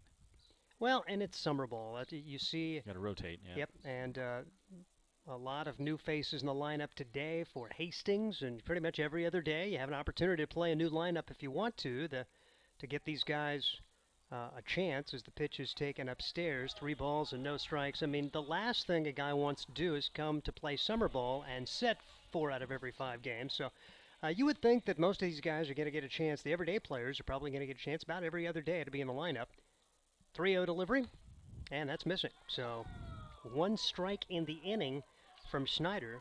8 balls, and Schneider going to have to really buckle down now. You walk the 8 and 9 hitters, and that is bad mojo. Top of the order coming up. Western Nebraska, pretty powerful hitting team as they will have an opportunity to put some runs on the board here in inning number 3. So we came into this game with Western Nebraska and Spearfish tied 1 game back in second place behind Fremont. Isn't that amazing? They're only 1 game back. So we'll keep an eye on those games tonight. Spearfish, no score, hosting Canyon County. Of course, Western Nebraska here. Fremont their game hasn't started yet. Western Nebraska, a .280 hitting team, while the Hastings Sodbusters, they have actually raised their team batting average by some 40 points over the past week. They're at .249. They have moved out of dead last, about 9th in the team batting, as they've had back-to-back 15 hit games. Top of the order coming up, and that's high to Eric Smelko. Smelko walked his first time up and just 1 strike thrown so far this inning from Jeremy Snyder after that visit from the mound. See what Luke Bay was able to impart. 1-0 delivery, and that's also upstairs. 2-0 the count. Sodbusters, you mentioned their batting average, 307 in the last 7 days, so they've been playing really well, and they have the best ERA right now in the league, which is pretty crazy if you look at it. I think that's what the guys were saying. Yes. Top ERA in the league. It's still over 4. I mean, this is a hitter's league. Many of the 428 parks are small, not like Duncan Field. It'll be interesting to see how the pitching staff does when they have long road trips to some of these other parks. 3-0 the count now as Snyder continues to struggle with his zone, and Smoko likely is taking here, and he watches this one go by for a strike. 3 balls and a strike now. First and second, nobody out as Jeremy Snyder working his way into a jam here in inning number 3, a scoreless tie between the Sodbusters and the Pioneers. Just had the best ERA. 3-1 the count. Yeah, when you said top, right. The best. The best ERA. The lowest ERA in the league. And that pitch misses. 3 consecutive walks for Schneider. 4 in the game. 8, 9, and 1 have all reached. And, you know, I was thinking you're probably Luke Bay. You're thinking 6 or 7 innings out of Schneider. But at what point do you say, my gosh, he strikes out the side in the second. You just didn't see this coming. Yeah. In the third, as Dalton Frank stands in. He flew out to center his first time up. So now your Sodbusters just hoping to minimize the damage here and get maybe some fly ball outs. First pitch is high for a ball, but you got to throw strikes to even have a chance to get outs. Still only been 2 strikes thrown this inning for Schneider. Can't find the zone. 1-0 pitch on the way from Schneider. Way outside, it is 2-0 on Dalton Frank, the 2-hitter in the Pioneer lineup. Frank, 288 batting average on the season, 3 home runs, 10 RBIs. The Western Nebraska Pioneers, they won the inaugural Expedition League title, made it to the championship series in year 2, but were upset by Badlands. Pitch swung on and fouled away. It goes to 2-1 on Frank, and that was up in the zone. They have been ball 3. Sometimes what a guy will do, and I was talking to one of the guys the other night about this, Will Horton. He was trying to aim the ball instead of just throwing the ball. And when Luke told him, hey, just throw it, you know, and rely on your instinct, he started throwing a lot better and calmed down. Maybe that's what he said here. Schneider works out of the wind now with the bases loaded. Maybe that gets him back into his comfort level again. The 2-1 delivery on the way. Popped up on the infield. That's actually going to be in foul territory. Carlson back to give it a look and makes the catch. Nick Carlson makes the grab, and that is a large first out here in inning number 3. My favorite part is he didn't even drop the mask. Yeah. He kept the mask in the other hand. That's good balance right there. But if you're any Little League coach, 2 hands, buddy, yeah, 2 throw hands. it. Throw the mask. Here's Cade McGee. He flew out to right his first time up. The outfield getting a lot of work in that first inning. Omar Jackson in center, Trayton Kojal in left, and Cameron McClure patrols right today for the Hastings Sodbusters. A scoreless tie in that third, but the Pioneers are threatening as the pitch is on the way. Right there for strike 1. No balls, 1 strike. A little delayed call from a home plate umpire as Cade McGee trying to find a way for Western Nebraska to break this scoreless tie. 0-0. Hastings and Western Nebraska, top half of inning number 3, the first of 3 games between the Sodbusters and Pioneers. 0-1 delivery, way outside, and the count goes to 1 ball and 1 strike on McGee. McGee goes to Gonzaga, so does the next batter, J.T. Walton. And Gonzaga, with a very good season, they made the NCAA tournament. A lot of Washington connections on this Western Nebraska team. High fly ball carrying well to right field. Going back, McClure, he is going to play this one off the base of the wall. And this will be a double. 2 runs are going to score as the throw comes in. And any other park in the league, Cade McGee has himself a grand slam. As it stands, it's a 2-run double. And Western Nebraska's taken advantage of the wildness from Schneider to plate 2 runs, and they still only have 1 out now with runners at second and third. Yeah, it's 4:05 to the power alley. That was just to the right of the scoreboard, and so that it's hard to say how far that went, but it went right off the bricks. So that was a well-hit ball. Yep, McClure did all he could, but could not get there. And here comes J.T. Walden, designated hitter. It's a pretty powerful Western Nebraska lineup. I don't know if they've got the power they did their first 2 years in the league, but those are pretty special teams. But it's a pretty good team, as this Clark division is going to be wicked with Fremont and Western Nebraska among the favorites here early on. 1 ball, no strikes, the count now on J.T. Walden. He flew out to center his first time up. Runners at second and third, 2 home on just 1 hit. Pitch taken on the, well, just inside. Sodbuster fans thought that that was a strike, not called that way, and it goes to 2 balls and no strikes on J.T. Walden. Yeah, the scoreboard is in play here in right field and Duncan Field. We had a play like that last year one time when the scoreboard came in. It's a factor. That is a fair ball that hits the scoreboard. 2-0 pitch, upstairs, 3 balls and no strikes, and Snyder in danger of walking the bases full again. There is right-handed action for the Hastings Sodbusters in the bullpen. See if I can get you a name here. 3-0 the count, Schneider atop the hill for the Sodbusters, and the delivery. Pitch misses inside, it's a 4-pitch walk, and the 4th walk of the inning issued by Schneider. Bases are full again here with the number 5 hitter coming up, Brian Webb. Webb, one of the first guys of that second inning to strike out, as Schneider struck out the side in inning number 2 after he struggled with control in the first, and he has really not had it here in the third. Pitch misses for a ball, 1 ball and no strikes on Webb. It's just been glaring on how average he was in the first, how dominant he was in the second, and then he has just totally lost the ability to throw strikes here in inning number 3. 1-0 delivery. High and tight, 2-0 now on Brian Webb, and they end up calling a strike there. A borderline pitch goes Schneider's way, and he'll take it. 1-1 the count. Hastings with 5 walks total given up last night. And they've given up 5 walks in 3 innings here today. And there's only 1 out. 1-1 delivery, and that's low and in the dirt. Scoots away from Carlson about 3 or 4 feet. No chance for advancement. As the count goes to 2 balls and 1 strike, Schneider needs to bring strikes here or walk home a run. First 3 walked in the inning, a pop-up to the catcher, but a double and a walk since, as Western Nebraska looking to put a big crooked number on the board here and take command in this 3rd inning. Schneider winds and delivers. Right there for strike 2 on the outside corner. 2-2 with a fastball from Schneider. Ponder due up next. As Brian Webb at the plate now, left-handed hitter for Western Nebraska. Quite a few lefties in this lineup today. Schneider winds and delivers the 2-2 pitch. Foul ball over by the Western Nebraska dugout. A strikeout would look awfully large right here to keep that runner at third with less than 2 outs and maybe have a chance to get out of this with just 2 runs allowed, but it's contingent on finding a way to get one by Brian Webb. I thought maybe he was finding his groove last inning, and then he came out and things have just fallen apart this inning. 2 balls, 2 strikes, 1 out. Schneider winds and delivers.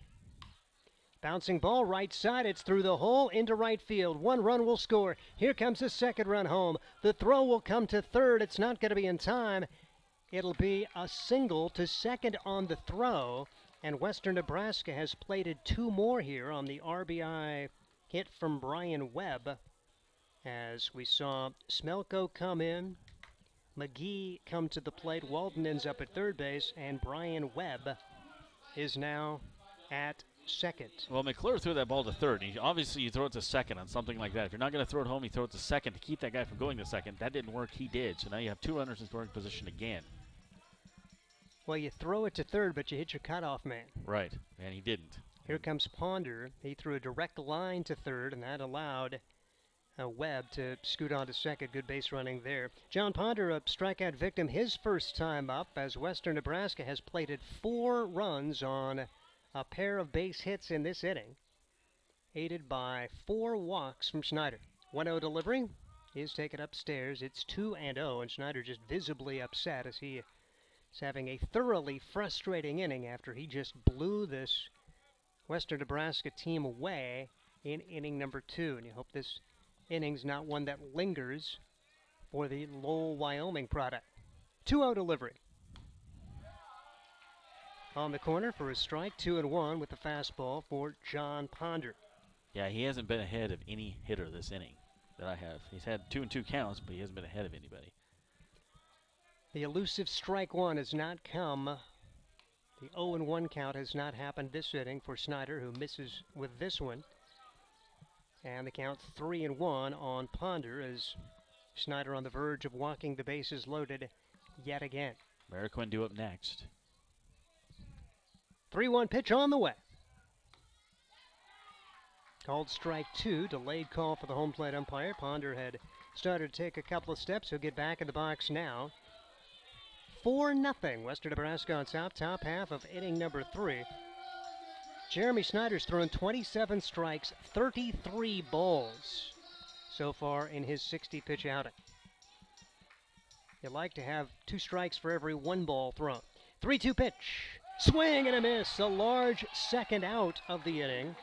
Again, a chance to get out of this with no more damage done if he could find a way to get Matthew Mariquin, the 9th man to come to plate in the inning. 4 have scored for the Pioneers. 4 strikeouts for Schneider. Let's get out of this inning and get the bats up there. We got some work to do. Matthew Mariquin was the 3rd strikeout victim as Schneider struck out the side in the 2nd. We're now in the 3rd. Western Nebraska has plated 4. Looping liner toward left field and battling the sun, grabbing it there for the Hastings Sodbusters, Trayton Kojal, but the Pioneers plate 4 on just 2 hits. We head to the bottom half of inning number 3. It's 4-0 Pioneers. You're listening to Sodbuster Baseball.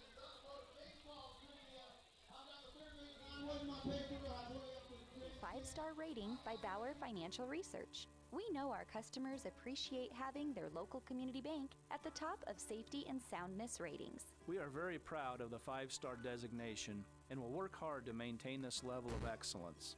Knowing our community and knowing our customers, it's what sets a community bank apart from others. 5 Points Bank of Hastings, member FDIC. Have you heard the latest in Sodbusters news? Hey, this is Josh Salmon, voice of Hastings Sodbusters Baseball, inviting you to check out the Sodcast, the official Sodbusters podcast. Each episode gets you up to date on team info, the latest news, player and coaches interviews, and more. Join Brian Frew and myself for the Sodcast all through the baseball season. The Sodcast is available for listening on Spotify for free. Hastings Sodbusters Baseball Inside Duncan Field with me, Josh Salmon, and co-owner Brian Frew. The Sodcast. Listen today. 8-9-1 coming up for the Sodbusters. Some work to do here in the bottom half of inning number 3 as they trail at 4-0 as Western Nebraska taking advantage of the lack of control from Jeremy Snyder. 4 walks in the inning and 2 hits lead to 4 runs.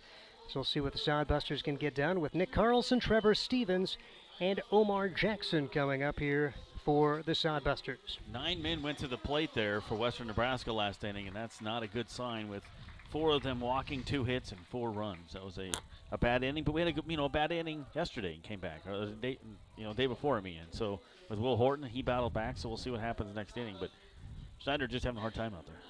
Nick Carlson, 0.95 on the season as he has 2 hits and 21 at-bats. He scored 4 times, has 4 runs batted in as he stands in the right-handed box, and the lefty brings it home. First pitch swinging, bouncing ball back up the middle, and that's into center field for a base hit. So Nick Carlson gets the 2nd hit of the game for the Hastings Sodbusters. He'll stand at first with nobody out, and Trevor Stevens will bat for the Sodbusters. Good to see Stevens in the lineup. Haven't seen him in a while. Plays a little second, plays a little third. And he says as long as he's in the lineup, it doesn't matter to him which position he plays. And Stevens at third base today, batting 158 coming into this action, 3 for 19. He does have an RBI, and he scored 4 times. Runner at first, nobody out as Luke Scott has made his way through the first couple of innings with no damage done and throws a first pitch strike here. No balls, 1 strike on Trevor Stevens. Gave up a 1-out single to Cole Dawson in the first. Other than that, he has been really good. Had a string of 5 straight set down, broken by Nick Carlson and that single. No balls, 1 strike. Lefty takes a look at first, will bring it home, and that pitch is missing inside. 1 ball and 1 strike on Trevor Stevens. Carlson, decent lead. They're not going to send him down by 4, but he does have a stolen base in the season. Western Nebraska under Antonio Garcia, KU grad assistant, so a lot of Kansas coaching experience as the pitch curves right in there for strike 2, 1 ball and 2 strikes. Mentioned Garcia, grad assistant. Of course, Chandler Wagner is a volunteer assistant at the University of Kansas. Those two guys very good friends. Trent Kiefer and Jackson Cobb also on the coaching staff for the Pioneers. 1-2 pitch on the way. That's outside, and it gets by the catcher and on to second base, and scoring position will be Nick Carlson. One of the other coaches is also a KU coach. The assistant coaches for Western Nebraska. I don't know which one, though. 2-2 the count on number 9 hitter Trevor Stevens. If nothing else, trying to move the runner on to third with less than 2 outs. Love to see him just fight one to the outfield. Sodbuster's been very good, just line drives the last couple of days. 30 hits combined the last 2 games. Bouncing ball, it comes back to the pitcher. They've got him in the pickle. The throw to third, out. They get the lead runner, so Nick Carlson, caught between second and third, tried to get to the third, and he is gone, and he's getting a little bit of coaching from Chandler Wagner there as the Sodbusters lose their lead runner at first, and 1 out now. Not what you wanted there. And Omar Jackson steps to the plate now for the Sodbusters. Yeah, smart play by Luke Short when they're pitcher. He wasn't sure he even had it for a minute. He about jumped out of his shoes to grab it, but have the instinct to try and get the lead runner. That's a good play there by Western Nebraska. So Sodbusters no longer with the runner in scoring position, and Omar Jackson comes to the plate. Omar has been playing really well, both in the field and at the plate, and had the large base hit in a pinch hit role yesterday. Omar Jackson coming into today at .313 on the year for the Hastings Sodbusters. Clobbered at about .350 last time he was up here, but it was a line ended up being popped out or fly out. 1 ball and no strikes, and the pitch is way high. 2-0 the count on Omar Jackson. You'd love to get him on there with his speed, although you have Trevor Stevens in front of him, but the Sodbusters trying to battle back here. Western Nebraska plating 4 runs on 2 hits. The top half of the third, Sodbusters batting now here in the bottom half. 2-0 delivery right there on the outside corner for strike 1, 2-1 the count on Omar Jackson. Talking to his coach last night, Coach Dawson was here. Cole's dad says he really has good hopes for this kid and really likes him on his team at Arkansas Tech. Throw over to first and going nowhere, Trevor Stevens. Not sure if that was the A move from Luke Scott, but Stevens had it read pretty well, and he's got a decent lead at first. 4-0 a score. Hits are even at 2 apiece, but the Sodbusters trail it by 4. A better move this time, a snap throw over, and diving back in is Trevor Stevens. Yeah, it is tough to get a good lead off a left-handed pitcher. I mean, the guy, unless it's John Lester. The guy's looking right at you. 2 balls and 1 strike. A bigger lead this time for Stevens as Scott comes set, brings the pitch home, and it's fouled away by Omar Jackson. It looks like he thinks he missed one there, as he maybe would like to have that swing back. Yeah, it was a pretty good pitch. That should have been his. He hit it on the screws last time up, I think the right field. Mansfield, Texas, the home of Omar Jackson. Mentioned one of several players from Arkansas Tech on this Sodbuster team. Snap throw to first and nearly threw it away. Pretty good job for Western Nebraska's first baseman, Brian Webb, to come off the bag and apply the tag. It's 2 balls, 2 strikes on Omar Jackson. Runner at first, Trevor Stevens. 1 man out. Sodbusters trail at 4-0. Bottom half of inning number 3 at spacious Duncan Field. 2-2 pitch. Stays high. It's 3-2 on Jackson. Same amount of hits for each team. However, they have 4 runs and we have none. Those walks is a big difference. 3 balls, 2 strikes, and 1 man out for the Hastings Sodbusters here in the bottom of the third. The delivery, and Jackson pops this one up into left field. Starting out, coming in, and trapping the ball is the left fielder. Safe as Western Nebraska's John Ponder misread it, started back, came in, and then realized, uh-oh, that baby's going to fall in front of me, and he one-hopped it. So first and second, the Sodbusters come up with their 3rd hit of the game, and it should have been the 2nd out for Luke Scott. Instead, the Sodbusters see if they can take advantage of that. Not officially an error, but should have been an out. Well, and he was fighting the sun when McClure's at bat last inning and almost missed one. This time he did. That sun in left field can be tough here, Duncan. Cole Dawson, hottest hitter on this Sodbuster team. 421 coming into today, and he singled his first time up. He's squaring to bunt, lays it down on the third base line, but it's foul. He is the best bunter on the team, and that would have been an infield single. He's not up there sacrificing. He's trying to get on. Sure. No balls and one strike on Cole Dawson. Dawson, third right now in the entire league in batting with 421 coming into this game. And Dawson was held to one hit yesterday. Did have a run batted in. Cameron McClure had the big day, 4 for 5, 2 runs scored, and the game-winning hit. 0-1 delivery. Dawson lets this one go by. Snap throw down to first. Jackson back in safely. So Western Nebraska not afraid to gun that one down with Nate Schwartz. Count goes to 1 ball and 1 strike. Sodbusters with something brewing here in the third. First and second, 1 out. Trying to answer at least with a run to kind of get the momentum back on your side after they gave up 4 runs in the top of this frame. 1-1 delivery on the way. Check swing foul, and Dawson's upset with himself. He was going to let that one go by for a ball and just got a piece of it back to the screen. It's now 1-2 on Cole Dawson. Yeah, he's got 4 RBIs in the season. It'd be a perfect time for 5 and 6 right here. Dawson does have extra base potential here. 3 doubles and a triple, the lone triple on the team for the Hastings Sodbusters.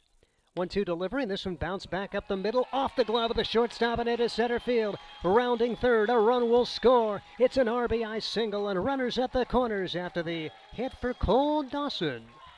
2 hits for him in the game. Here comes Cole Dawson again after 1 hit last night. I know he was disappointed with himself. I talked to his dad. Dad goes, hey, that's baseball. That's the way it goes. But we knew he'd be back in the game, and it comes at a good time. Get the Busters on the board. Here's J.T. Cafferty, designated hitter for the Sodbusters, down 4-1 and still only 1 man out. You'd love to cash that runner at third with less than 2 outs. J.T. Opportunity here to provide that run batted in.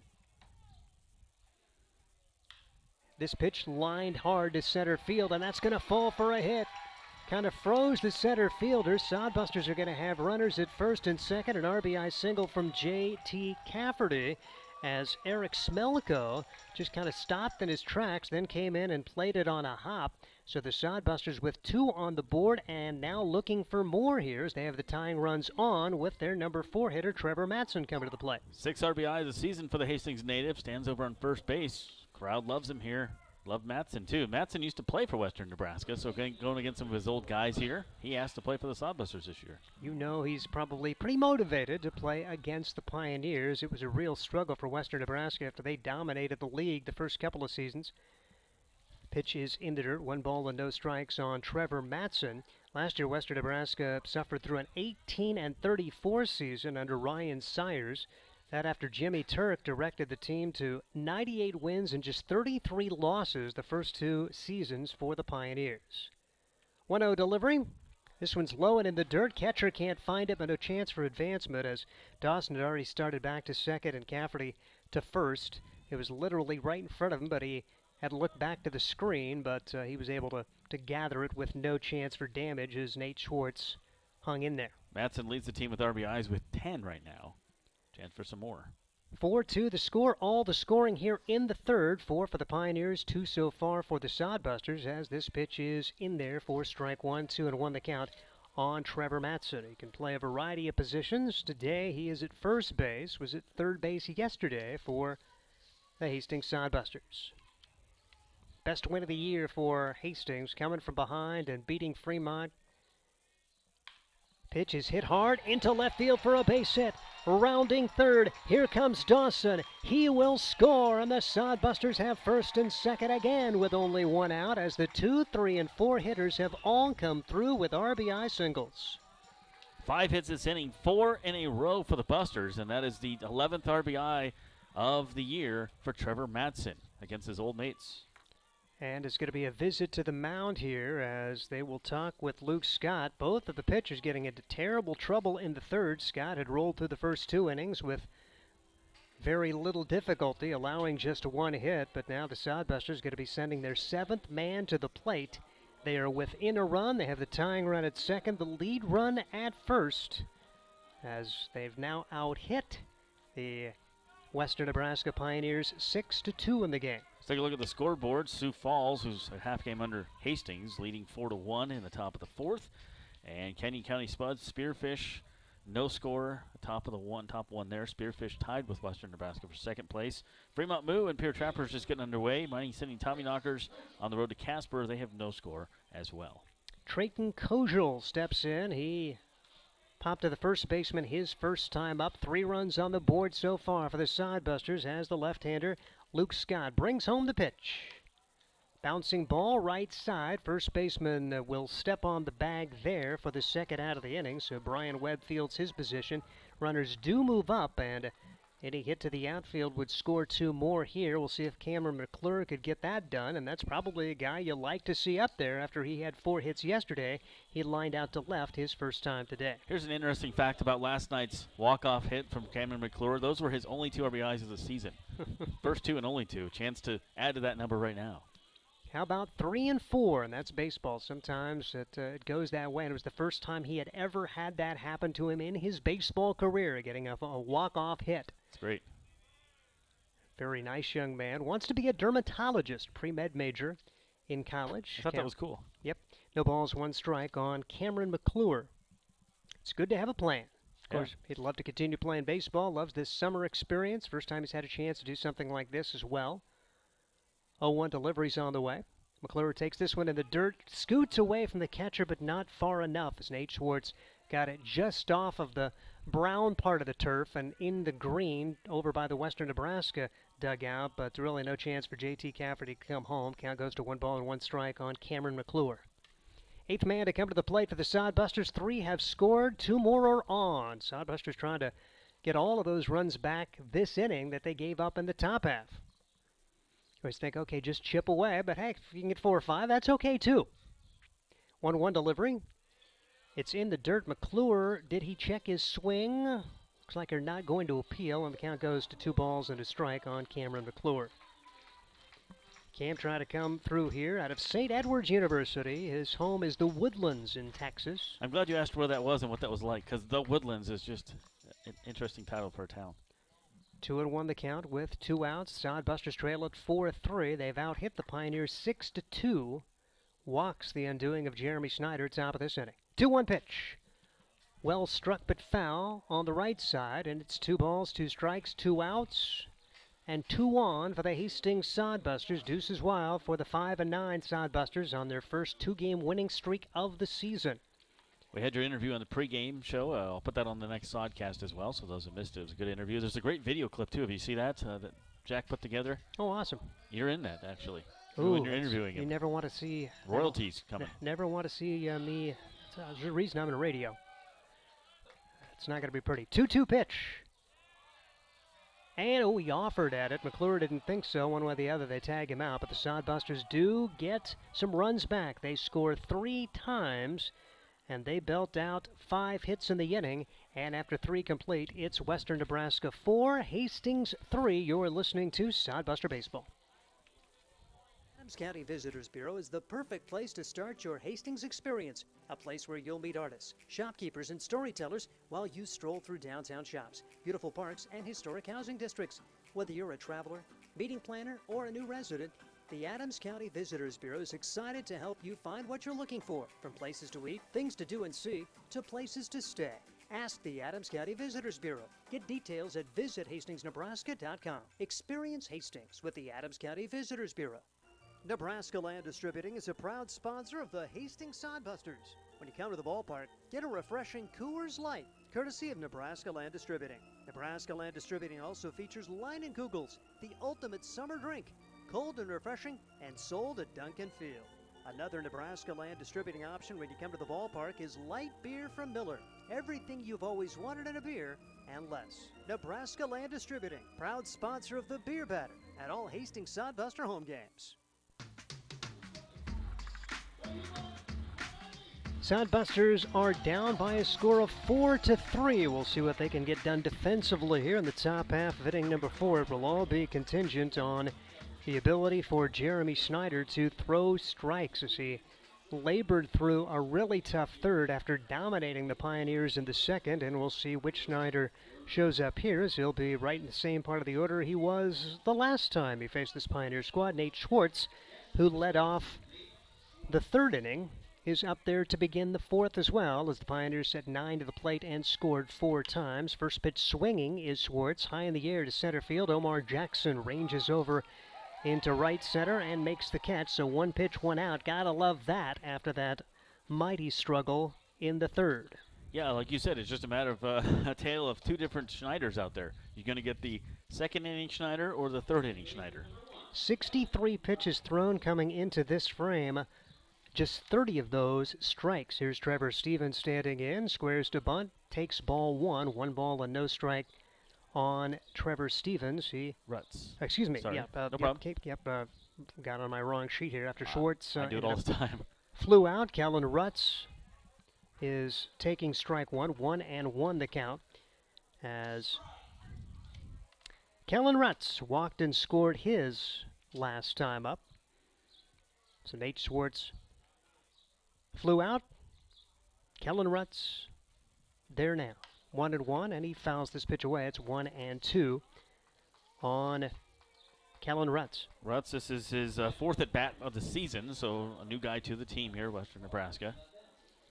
The first 3 walked for the Western Nebraska Pioneers, and all 3 of those guys scored. Then they ended up with a double and a single in the inning to plate 4 runs. Pitch taken upstairs. It's now 2-2 on Kellen Rutz. You know, I've got a little juice left in the tank if they want to get me going in the bullpen.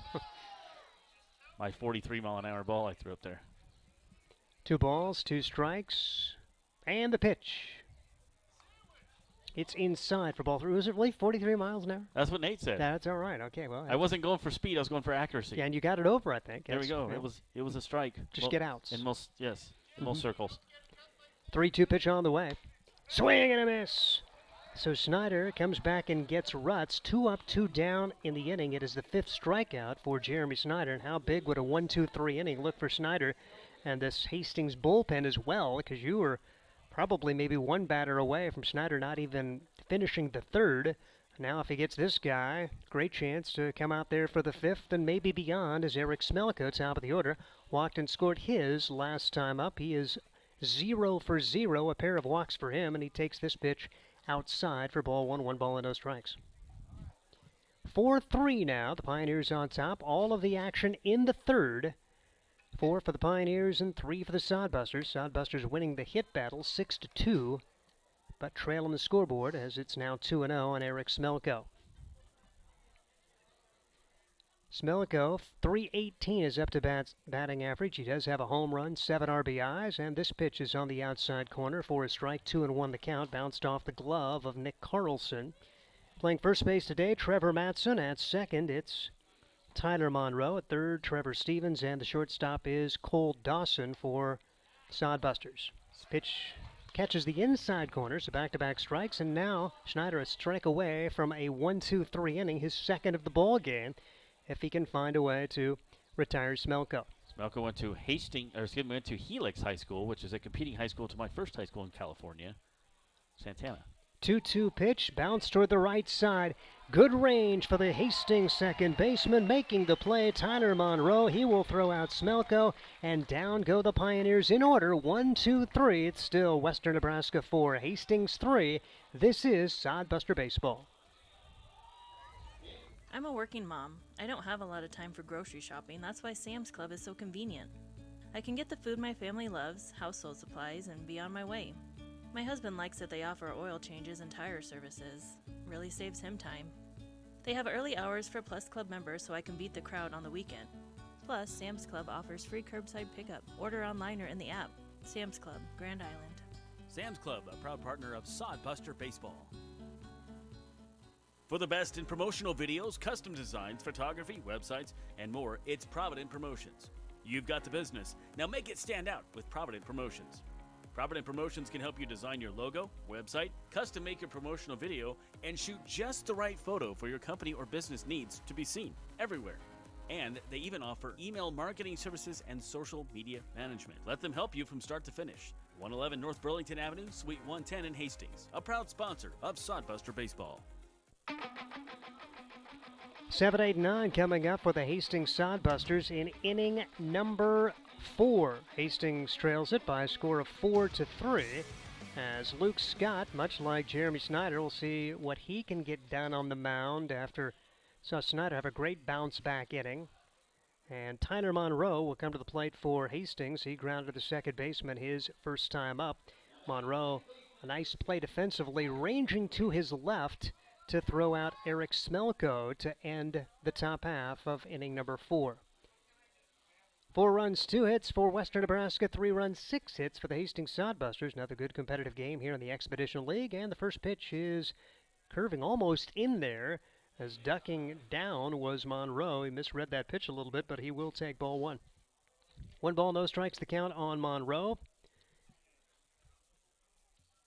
As this pitch is grounded off the foot of Scott, it's going to go right to the first baseman, who will step on the bag. A fortuitous bounce for the Western Nebraska Pioneers as Brian Webb steps on the bag after it went off the foot of the Western Nebraska Pioneer pitcher.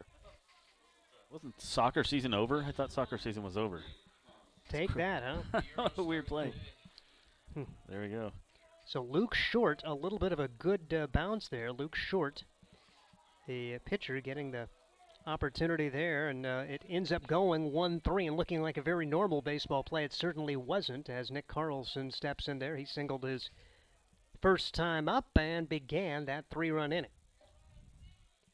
Luke Short, the left-hander, brings the 0-1 delivery, and that's it's in there for strike 2 as a late call as goes to no balls and 2 strikes now on Nick Carlson.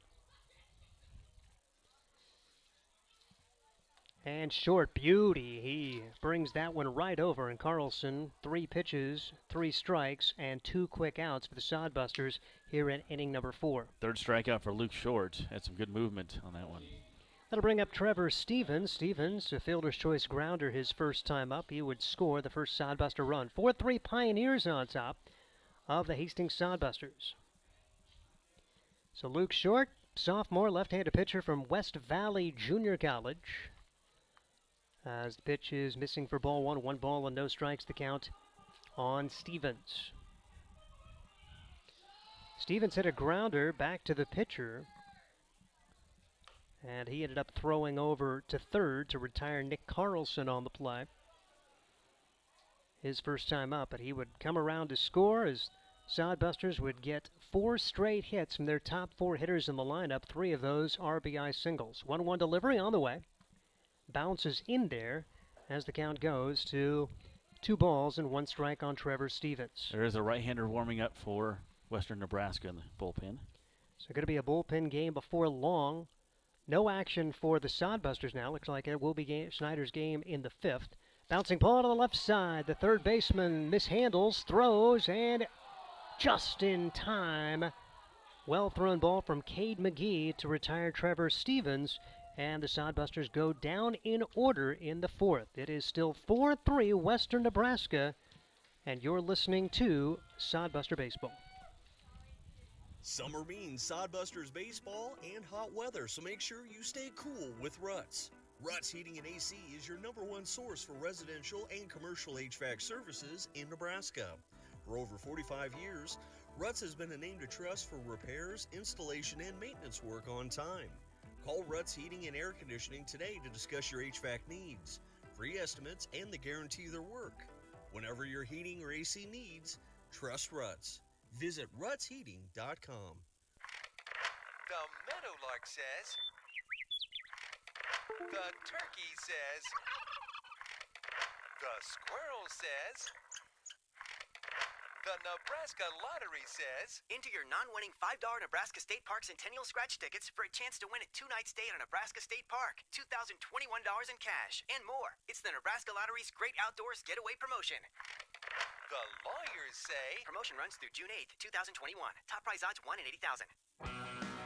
Jeremy Schneider back out there for the Busters. So we had the Jeremy Schneider from the second inning pitch in the fourth inning. We'll see what happens here in the fifth. Josh Salmon, Steve Stein, Nate Miller.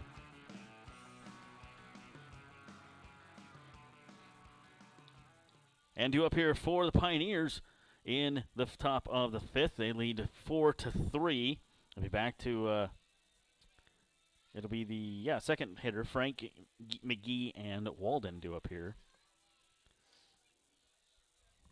They put 4 runs on the board in the third, but Busters battled or countered, I should say, with 3 runs in the third. That's the only scoring in the game.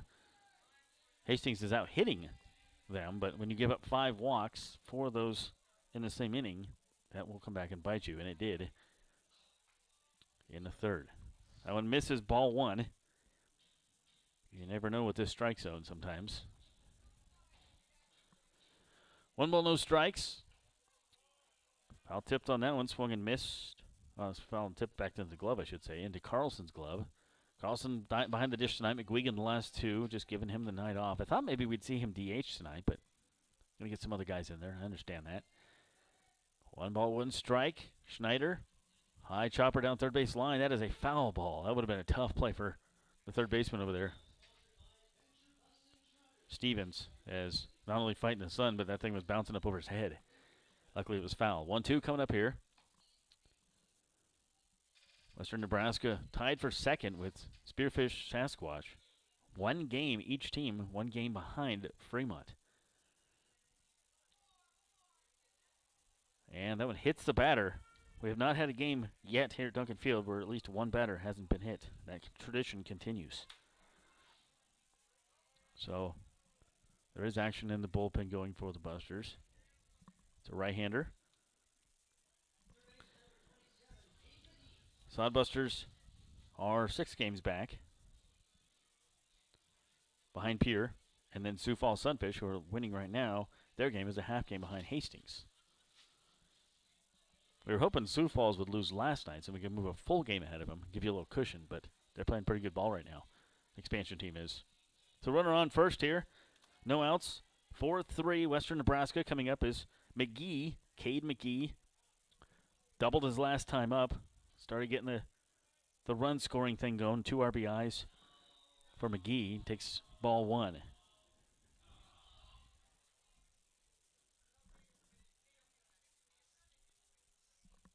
Throw over to first. Just keep an eye on the runner. Dalton Frank.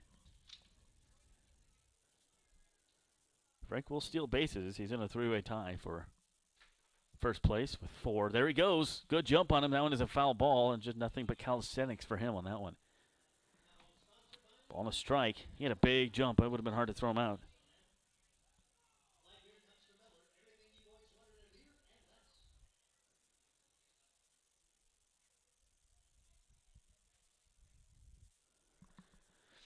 One ball, 1 strike. Frank leading off at first. Let's see if he goes on this one. Went on the last pitch and doesn't go this time. That one in there for strike. 84 miles an hour from Jeremy Schneider.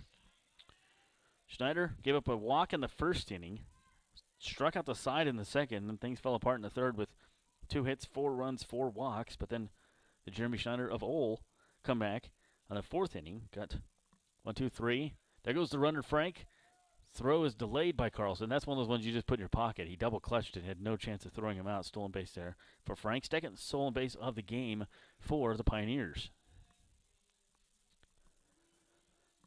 2 balls, 2 strikes. Now runner in scoring position here. Pioneers up by 1, 4-3. Josh Salmon with you. Duncan Field.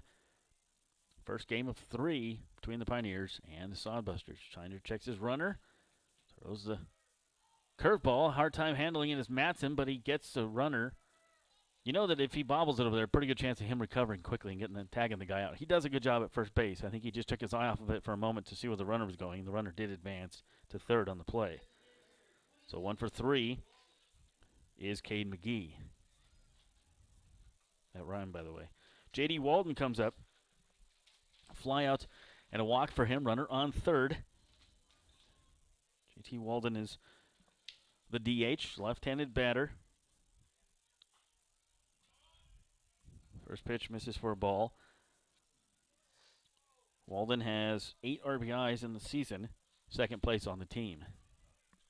1 ball, no strikes, 1 out. 4-3 Western Nebraska Pioneers, should say, and they're threatening with a runner on third. So Waganda missed on 83. Jeremy went back to the Chiefs. Shadows creeping over the pitcher's mound. About half his body's in shade and half of it's in sun. The ball being released in the sun, hitting shade, then back in the sun again for the batters. A little confusing. Shadow making his way up the third base line right now. Carlson pretty much in shade behind the dish. That one hit to left. Kozel. Runner will tag. Kozel's got a pretty good arm, but this guy is very fast. Throw wasn't bad, but he was in there by about 2 steps. So it was a really good throw. But Frank scored the run, and now it is 5-3 Western Nebraska. But there is 2 outs. So brings up first baseman Brian Webb. He singled in the third, struck out back in the second. 5-3 Pioneers. That one fouled off. No balls, 1 strike. 1 out. Pioneers with 5 runs on 3 hits, no errors. Busters with 3 runs on 6 hits and no errors. It's good to see the no errors. Busters have had some defensive issues as of late.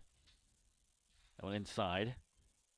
Make sure you're checking out the Hastings Sodbusters Sodcast, official podcast of the Hastings Sodbusters, available on major platforms all over. Brian and I are going to work on that tonight after the game, and I'll see if I can get that up either tomorrow or Sunday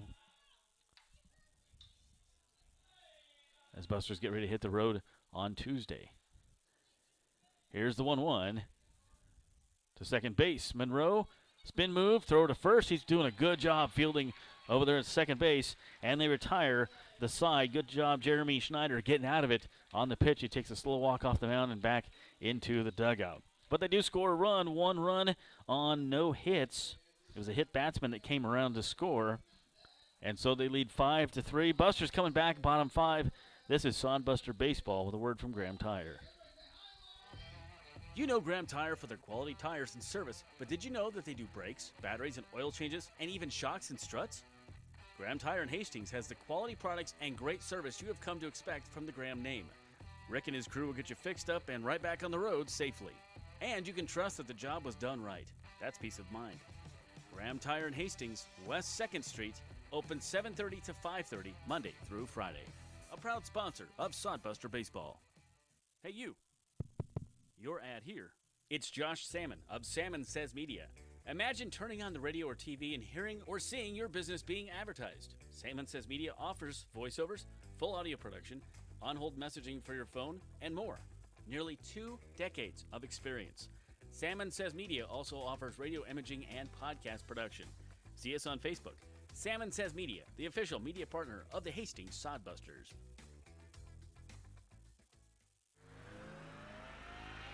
We have a new pitcher out there for Western Nebraska Pioneers. I'm trying to get you a name here, as he's not on the lineup card. And I don't see him on the roster either. So we'll find out momentarily who their right-handed pitcher is. Sometimes this happens with the guys. New pitchers join the team. Charlie Dees.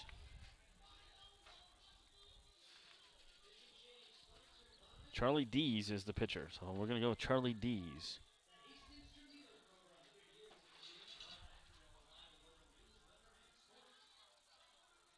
Deeds. Like the Adam Sandler movie, Mr. Deeds. There we go. Thank you. Not on the roster here and not on the lineup card, so I love when they do that to me.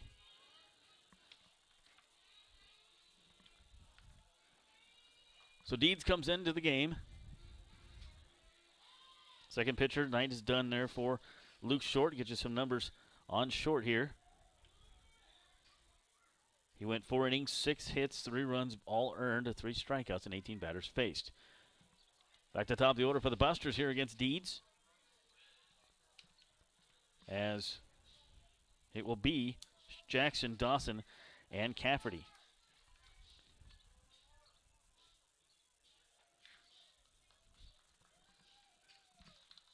Deeds a right-hander.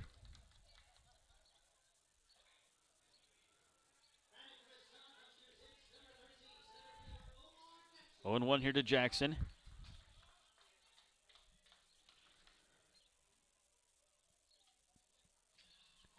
And the 0-1 coming up from Deeds. That one hit out to right center field.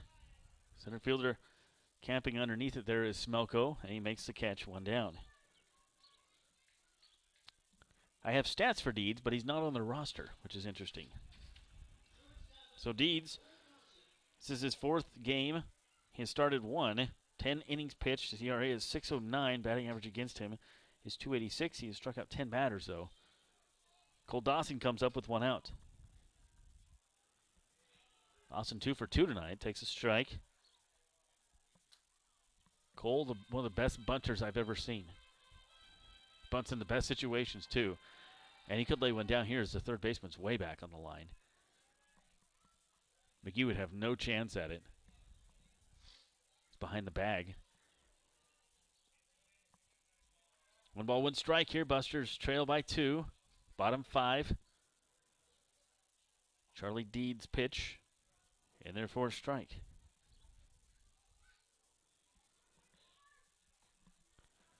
One ball, 2 strikes, 1 out.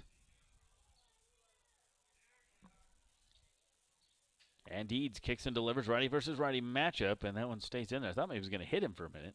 It didn't. It was just a breaking ball. It was really slow getting its way up there. Take a look at the Expedition League scoreboard tonight as well as we go along. Keep an eye on some other games. This is a portion of the season where a win or loss can change the outcome for a little while of different things. Sodbusters' last 7 days hitting, as I mentioned coming into the broadcast, 307. In those last 7 days, they've struck out 42 times, which isn't great, but 38 RBIs. They've scored 43 runs in that time on 66 hits, so those are all good numbers. On-base percentage is .396. Slugging percentage is .358. And so another strikeout there. Cole Dawson discusses it with the next batter, J.T. Cafferty, about the pitches. Deeds comes in, strikes out 2 batters out of the bullpen for Western Nebraska Pioneer.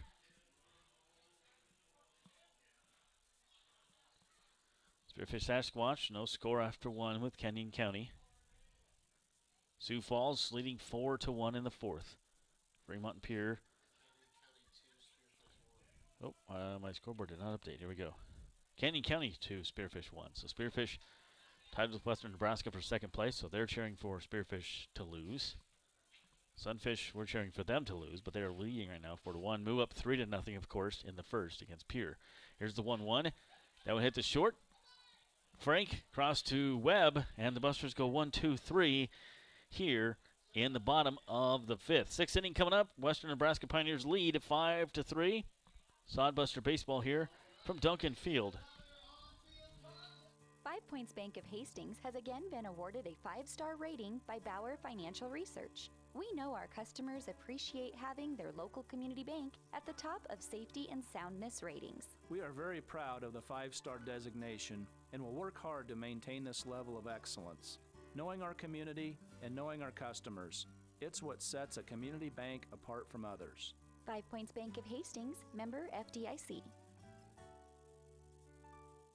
Have you heard the latest in Sodbusters news? Hey, this is Josh Salmon, voice of Hastings Sodbusters Baseball, inviting you to check out the Sodcast, the official Sodbusters podcast. Each episode gets you up to date on team info, the latest news, player and coaches interviews, and more. Join Brian Frew and myself for the Sodcast all through the baseball season. The Sodcast is available for listening on Spotify for free. Hastings Sodbusters Baseball Inside Duncan Field with me, Josh Salmon, and co-owner Brian Frew. The Sodcast. Listen today. We head to the 6th inning. This game now belongs to the bullpens as Hastings will use its first reliever. It's going to be Seth Claiborne. He's making his 4th appearance. He's pitched 3 innings so far, allowing 4 runs on 6 hits. All of those earned. He struck out 3, walked 4. His ERA 12 coming into today.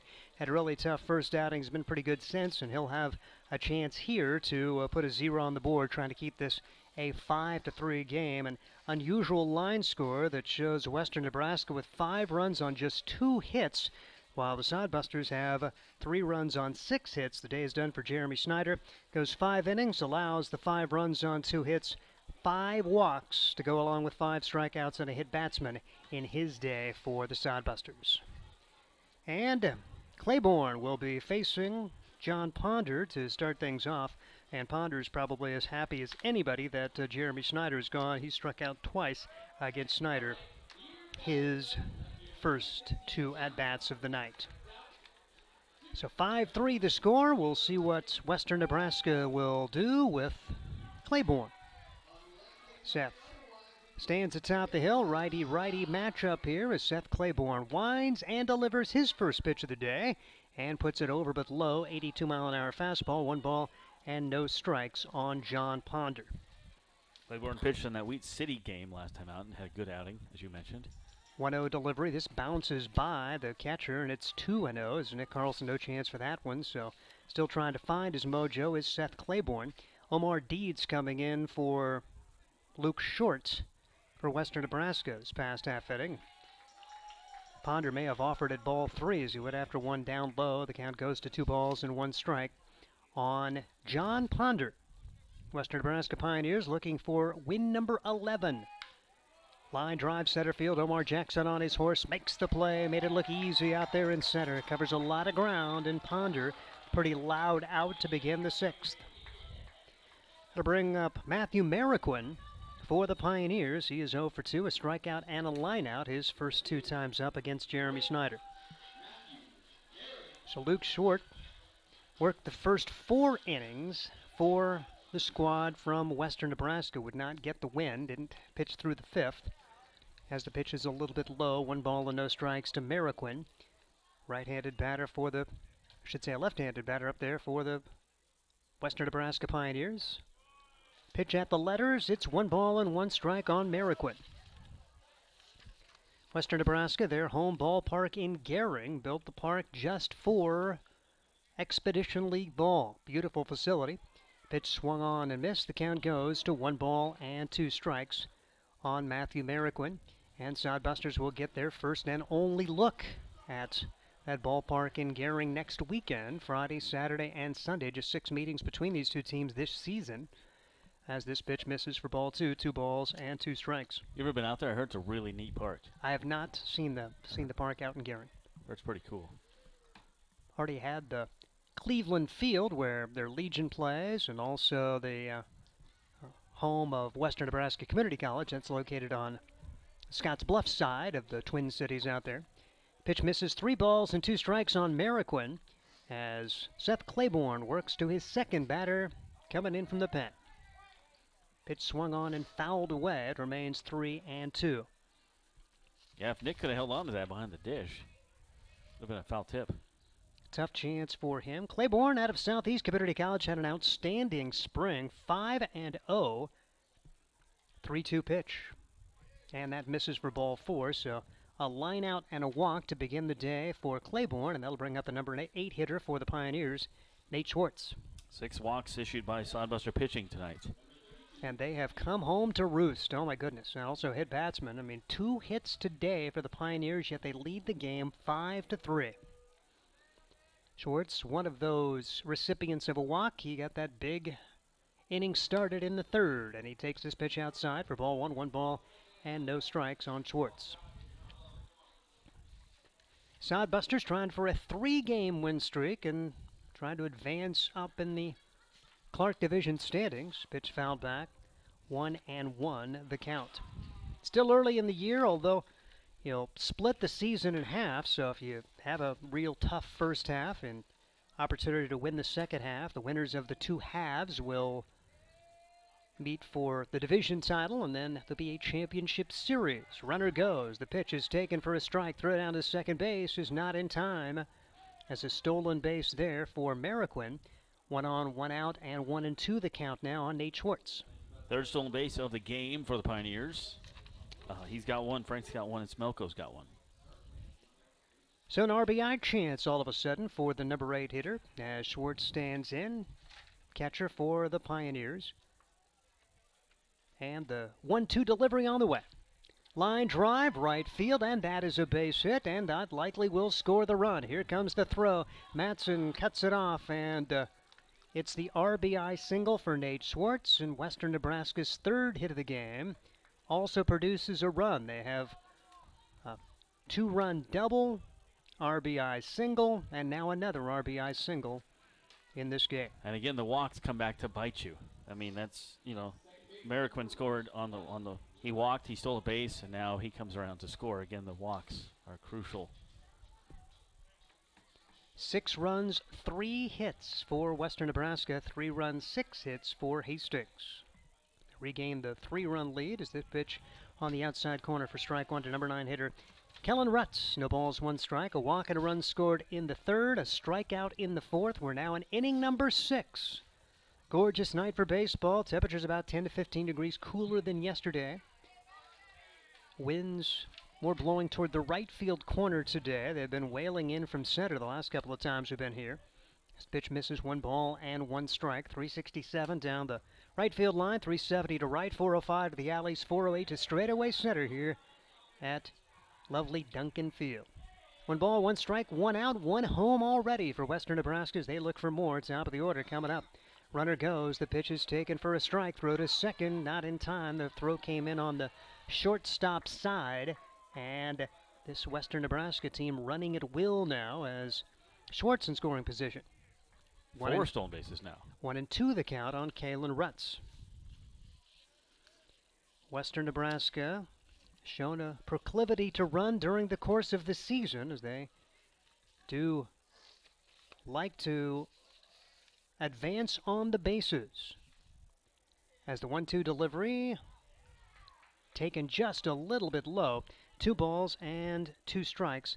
Stolen bases coming into today, 33 stolen bases in just 14 games. So you can do the math. They're averaging almost 3 stolen bases per ball game. And when you get walks on top of it, you generate runs. 2 balls, 2 strikes. There's the pitch. Curveball struck him out as Rutz could not make contact. He goes down for the 2nd time today, becomes the first strikeout victim for Claiborne. And back to the top of the order for Eric Smelko. That was a beautiful lane changer. Just completely fooled him on that one. 6-3 the score. Western Nebraska on top. Hastings, all of their runs coming in 3rd. Western Nebraska has single runs each of the last 2 innings after they put up a 4 spot in the 3rd. Smelko stands the left-handed box. Claiborne brings it home, and this one's outside for ball 1. 1 ball and no strikes. Smelko, another left-handed hitter in this lineup with the right-handed starter and now the right-handed reliever for the squad from Hastings. The OPS for Western Nebraska coming in this game is 810. 1-0 delivery. It's crazy. Curveball didn't curve, and it's now 2-0 on the leadoff hitter for the Western Nebraska Pioneers. Slugging percentage is .413. Their OBP is .397 coming into the game. That's pretty crazy. Smelko out of St. Mary's University went after one that was up in his eyes. It goes to 2 balls and 1 strike. Smelko from La Mesa, California, a sophomore. Right next to my hometown of Santee. We had a good little chat before the game. 2-1 with 2 outs and a run home for the Western Nebraska Pioneers. They have single runs in the 5th and now the 6th to extend the lead back to 3 runs. Off-speed pitch is fouled away. Good job for Smelko to get a piece of that one. It goes to 2 balls and 2 strikes with Dalton Frank waiting on deck. La Mesa probably about the size of Grand Island, for those who know the Nebraska area. Probably about that size of town. Trevor Matson plays first base for the Sodbusters. Tyler Monroe manning the second base bag today. Trevor Stevens at third with Cole Dawson playing short. 2-2 pitch. Just misses outside. 3-2. Omar Jackson is the quarterback of center field of the outfield out in center. Trayton Kojal in left and Cameron McClure in right.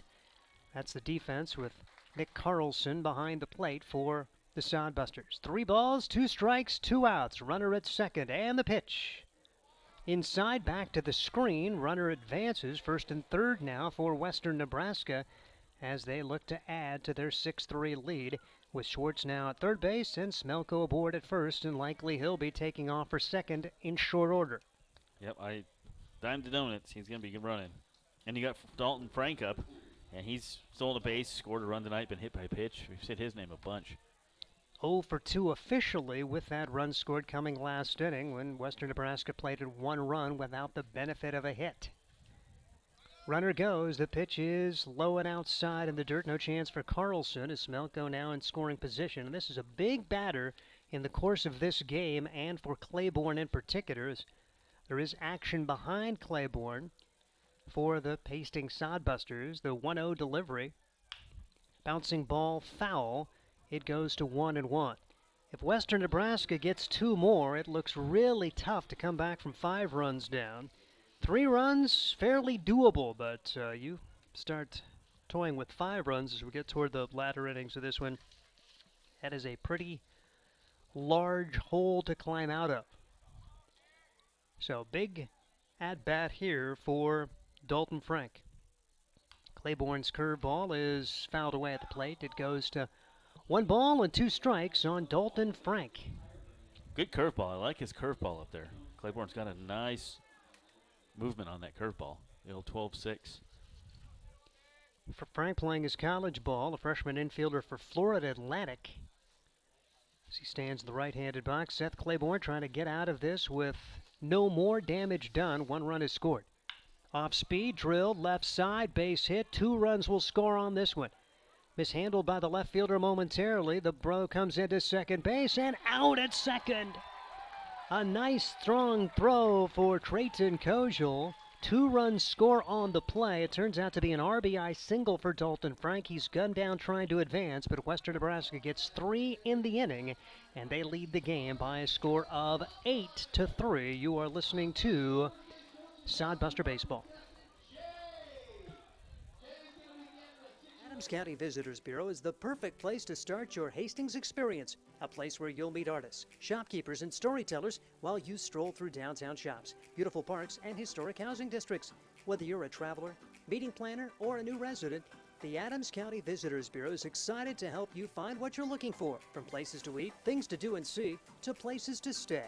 Ask the Adams County Visitors Bureau. Get details at visithastingsnebraska.com. Experience Hastings with the Adams County Visitors Bureau. Nebraska Land Distributing is a proud sponsor of the Hastings Sodbusters. When you come to the ballpark, get a refreshing Coors Light, courtesy of Nebraska Land Distributing. Nebraska Land Distributing also features Leinenkugels, the ultimate summer drink, cold and refreshing, and sold at Duncan Field. Another Nebraska Land Distributing option when you come to the ballpark is light beer from Miller. Everything you've always wanted in a beer and less. Nebraska Land Distributing, proud sponsor of the Beer Batter at all Hastings Sodbuster home games. It gets a little tougher for the Hastings Sodbusters now. They trail it by a score of 8-3. They come to bat in the bottom of the 6th, trying to find their measure of Omar Deeds, who came in and set the Sodbusters down in order 1-2-3 in the 5th inning, as Trevor Matson, Trayton Kojal, and Cameron McClure will be batting here against Omar Deeds for the Western Nebraska Pioneer. Charlie Deeds. So Charlie Deeds, right-handed pitcher, and Trevor Matson is at the plate. Pitch is taken upstairs for ball 1, 1 ball and no strikes on Matson, who has an RBI single in 2 at-bats today. 1 for 2 for the right-handed hitting Matson. Takes this pitch for strike, 1-1 the count.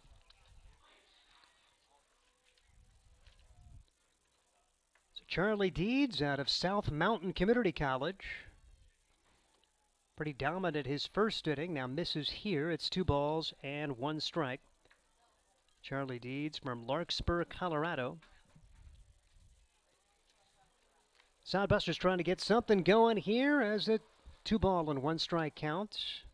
Pitch is missing high. Now 3-1 on Trevor Matson for this squad from Hastings. Former Western Nebraska Pioneer a year ago, takes this pitch inside for ball 4, so a leadoff walk for the Sodbusters in inning number 6. They try to make a comeback. The last time Western Nebraska had a big inning, Soundbusters came right back with 3, but they hadn't had a base runner since that frame in the 3rd. Now in the 6th now, as Trayton Kojal 0 for 2 on the day, a ground out, a couple of them as a matter of fact, as he stands in the left-handed box. Pitch swung on and missed, no balls and 1 strike on Kojal. Kojal had the weird grounder back up the middle that went off the foot of Luke Short and right to the first baseman. Great bounce for Western Nebraska. Swings and misses here. Matson had started for second and then came back. No balls and 2 strikes on Trayton Kojal. Sodbusters, great win yesterday, coming from behind a couple of different times and eventually beating the Fremont Moo by a score of 7-6. Battle back from a 4-0 deficit after 2 to get it tied, only to see Fremont regain the lead at 6-4. Pitch is taken upstairs. Hoping that would propel you to bigger and better things, but Western Nebraska's been very solid this year, and they own a 5-run lead in the latter innings of this one, despite the fact you feel like Sodbusters in a lot of ways have outplayed Western Nebraska. They've out-hit them, certainly, but walks, hit batsmen have been huge today for Sodbuster pitchers. Pitch fouled away, remains 1 ball and 2 strikes on Trayton Kojal. 1 on, nobody out. Sodbusters get a couple back, and you feel like you're right back in it. Right now it's 8-3. 8 runs on just 4 hits. As the pitch comes in from Deeds, and it's fouled away again. You look at the 8 runs, 4 hits, you figure some errors have come into play, but no errors in the game yet. It has all been predicated on the control or lack thereof by Hastings pitchers, as 6 walks to go along with a couple of hit batsmen today for Hastings pitchers. Stolen bases helped out the Pioneers too. Pitch just misses high, and the count goes to 2 balls and 2 strikes. He swiped 5 bags thus far.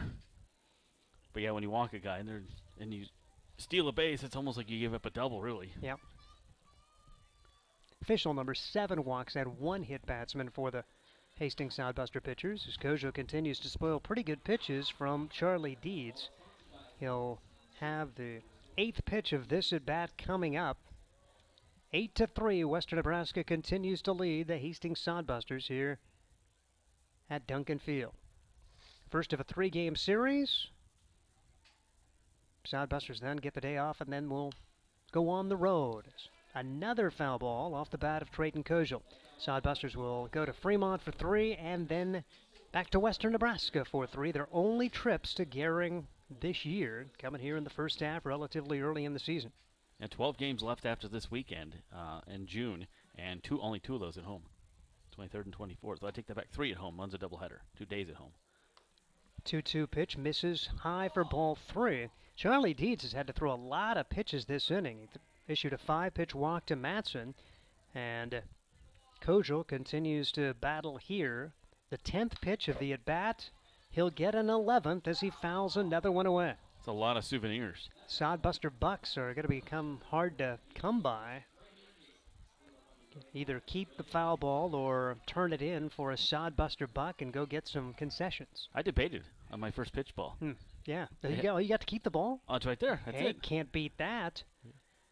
3 balls, 2 strikes, and a line drive center field. But right there is the Western Nebraska center fielder Eric Smelko. And that battle finally won by Charlie Deeds, but a consolation tip of the hat to Trayton Kojal. Had a really good at-bat, hit it right on the screws, but right at Eric Smelko. Yeah, he got his pitch count up. I mean, that's the highlight of that one, and made him, made the guys get to see a little bit of everything in his repertoire, so that's a good point of that as well. And it'll be up to Cameron McClure, runner at first, 1 man out. McClure 0 for 2 on the day.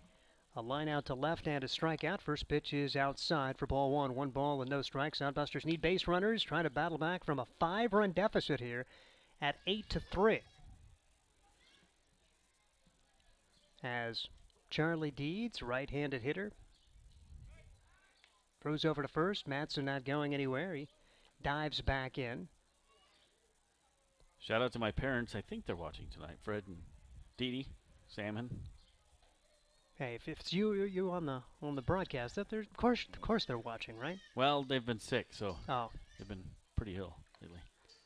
1-0 pitch swung on and missed. 1 ball and 1 strike on Cameron McClure, right-handed hitter for the Hastings Sodbusters. Coaching down at third base, Chandler Wagner, Luke Bay. Coaching at first for the Hastings Sodbusters, KU and K-State respectively. Their schools that they are coaching for in the fall and spring. Off-speed pitch is way outside, and it's 2 balls and a strike on McClure. Chandler Wagner, a volunteer assistant at Kansas. He went to the University of Oklahoma after spending his early days in California. 2-1, 1 out, 8-3 the score. Sodbusters trail it here in the bottom half of the 6th. Line drive, center field, base hit. Matson will stop at second, and Cameron McClure has his first hit of the day. Sodbusters have out-hit Western Nebraska 7-4, but they trail in the ball game 8-3. I know McClure is from Texas, but people from Hastings ready to adopt this kid. They're really loving him here at Duncan Field. Tyler Monroe comes to the play. Monroe's had a really good game at second base. He has showed great range. And it's great when you got a lot of middle infielders. Sodbusters got 3 or 4 shortstops, so when you can play a normal shortstop at second base, just really adds to that defensive prowess. Monroe at the plate, still looking for his first hit. A couple of ground ball outs. 1 ball and no strikes here. So the Sodbusters with something happening in the 6th after Western Nebraska played at 3 in the top of the inning. Sodbusters trying to come back. First and second, only 1 man out as Monroe stands in there. Here's Deed's pitch. Inside, 2-0 the count now on Monroe. Yeah, you have Matt Rodriguez can play second base. We've seen him out there this season, but those 2 guys rotate around in good hands. 2-0 count. Sodbusters trying to battle right back after Western Nebraska has extended the lead with 1 in the 5th, 3 in the 6th. Pitch way inside, 3-0 the count now. No action behind Charlie Deeds. So right now it's Deeds' ball game. Sodbusters, meanwhile, have a right-handed reliever behind Seth Claiborne. Claiborne working the top half of the inning, and that may be the only inning he works. We'll have to see. 4-pitch walk issued. They're loaded up for Nick Carlson. Interesting situation here as Deeds is not able to do much of anything this inning, so chance for Carlson to get something on board. He does have a single, and he struck out his last time looking. Yeah, it's been odd inning to inning, and the lack of consistency by pitchers today. I mean, Deeds, much like Jeremy Schneider, when he rolled through an inning and then struggled in the next, Charlie Deeds set the first 3 batters in the batting order for the Sodbusters down 1, 2, 3. But here in this frame, a walk, a solidly struck out off the bat of Trayton Kojal, then a single and a walk, and here is Carlson with a chance to help bring the Sodbusters a little closer. Infield having their own meeting without any kind of coaching. Everybody but the first baseman went in and had a little chat. Look like the first and third baseman will be in on the grass. They'll try to cut off that run at home. The middle infielders back at double play depth as the first pitch is high for a ball. 1 ball and no strikes on Nick Carlson. Big chance here for Carlson. Oh, and they appeal to on the swing and say he went around. Wow. That's pretty big to go 0-1 instead of 1-0. So he's going to have to battle back here. 0-1 pitch is lined at the second baseman. It's off his glove and into center field. A run will score. Here comes a second run home. And Nick Carlson, a solidly struck ball. Think it probably is going to have to be an error on Kellen Rutz. But the Sodbusters will take it regardless, and they get 2 runs on the board. They come right back, and the Sodbusters are now within 3 at 8-5. Yeah, Russ, that thing just ate him up. He tried to backhand it, and it just went right over him into center field. So back in this thing, still down a little ways, but chance to do something here. Still only 1 out. And you love the intestinal fortitude shown by Hastings over the last few days. They, again, just not looking at the scoreboard, just come right back, and the Sodbusters get 2 on that play with Trevor Stevens coming to the plate, and he takes upstairs for ball 1, 1 ball and no strikes. 8-5 the score now as the Sodbusters getting the single from McClure in the inning. That's the only hit of the inning that they've plated 2 runs. Kind of doing a little Western Nebraska medicine on him. Getting more runs than hits in this frame, trying to take advantage of the lack of control for Charlie Deeds as he misses with his 2 offerings so far to Trevor Stevens. Now 2-0 the count on the number 9 hitter with Omar Jackson and Cole Dawson coming up. Big chance here for the Sodbusters to come right back after trailing by 5. 2-0 pitch, and this one is popped up a mile high on the infield. Shortstop underneath it and makes the play. A large out there as Dalton Frank makes the catch for the second out of the inning. Brings Omar Jackson back up. There's some movement in the bullpen. I think, well, there was a moment ago. Maybe somebody sat down. I thought maybe Fremont was going to get somebody going. Sodbusters do have somebody warming up. Omar Jackson 1 for 3 with a run scored. Big chance here for Omar. Stands in the left-handed box against Charlie Deeds. Deeds trying to wiggle out of this with only 2 runs allowed. First pitch strike on the inside corner, no balls, and 1 strike on Omar Jackson. Little surprised Stevens offered that 2-0 pitch. Thought maybe he would have the take sign, being the number 9 hitter, and with Deeds struggling so this inning. 0-1 delivery is outside for a ball, but Summer Ball, you want a chance to swing the bat.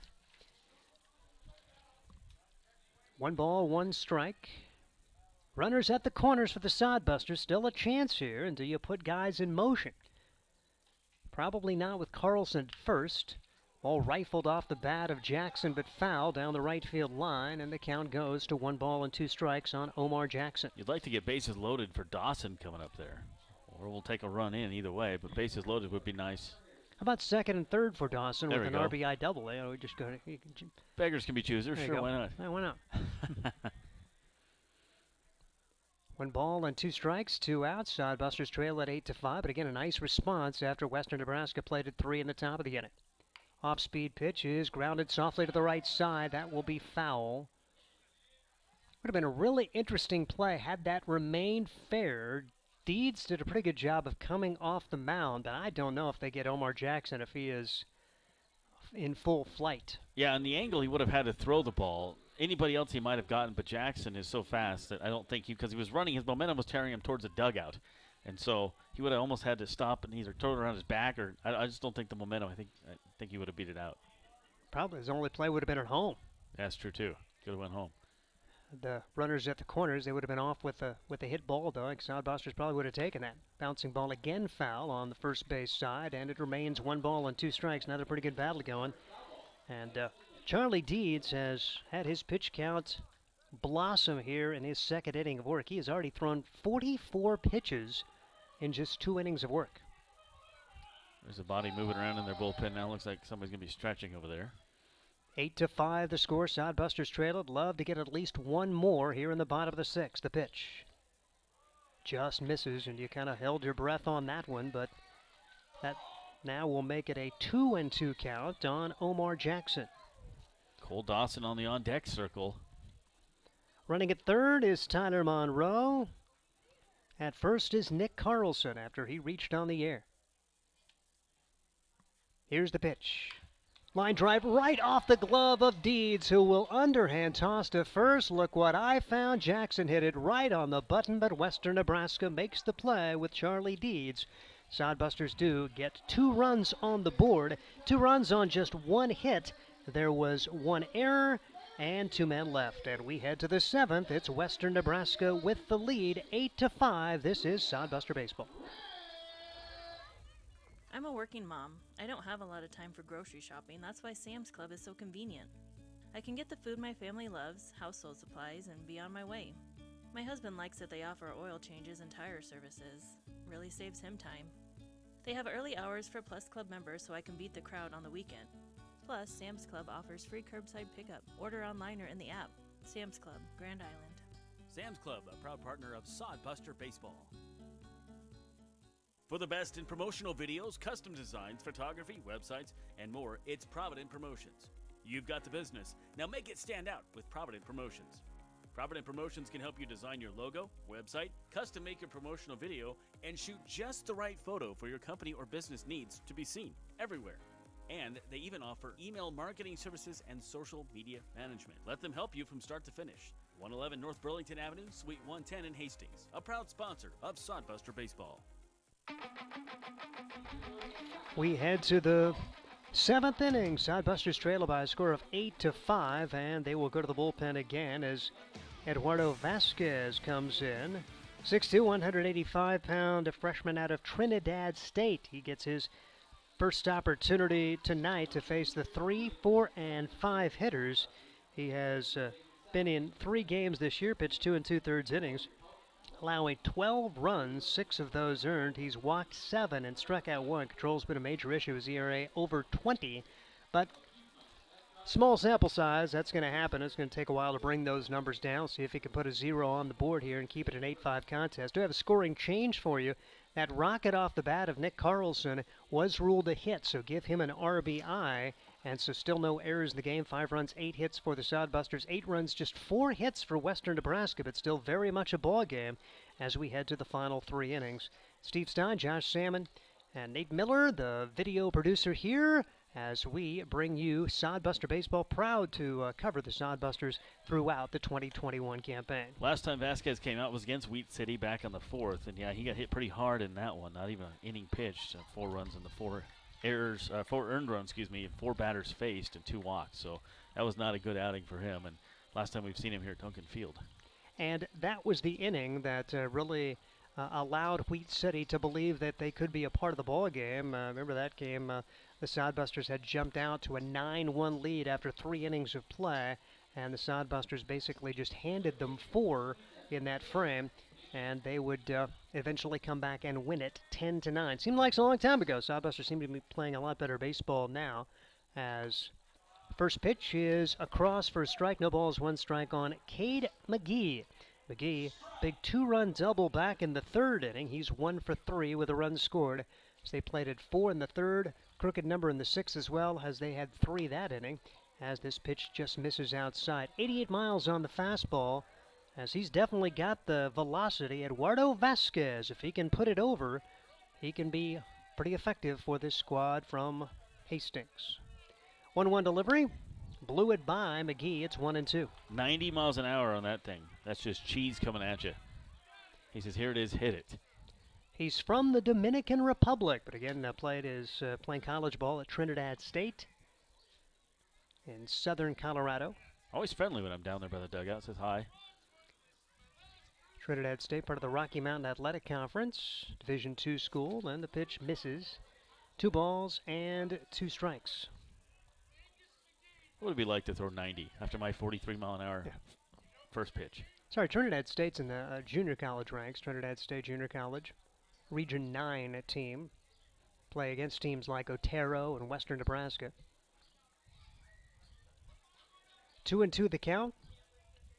And the pitch is up high for 3-2. Well, you threw it 90. You just took 2 pitches to do it. You threw 45 miles an hour. If you would throw two of them, you would technically throw 90 miles an hour, In right? Canada, it was 90.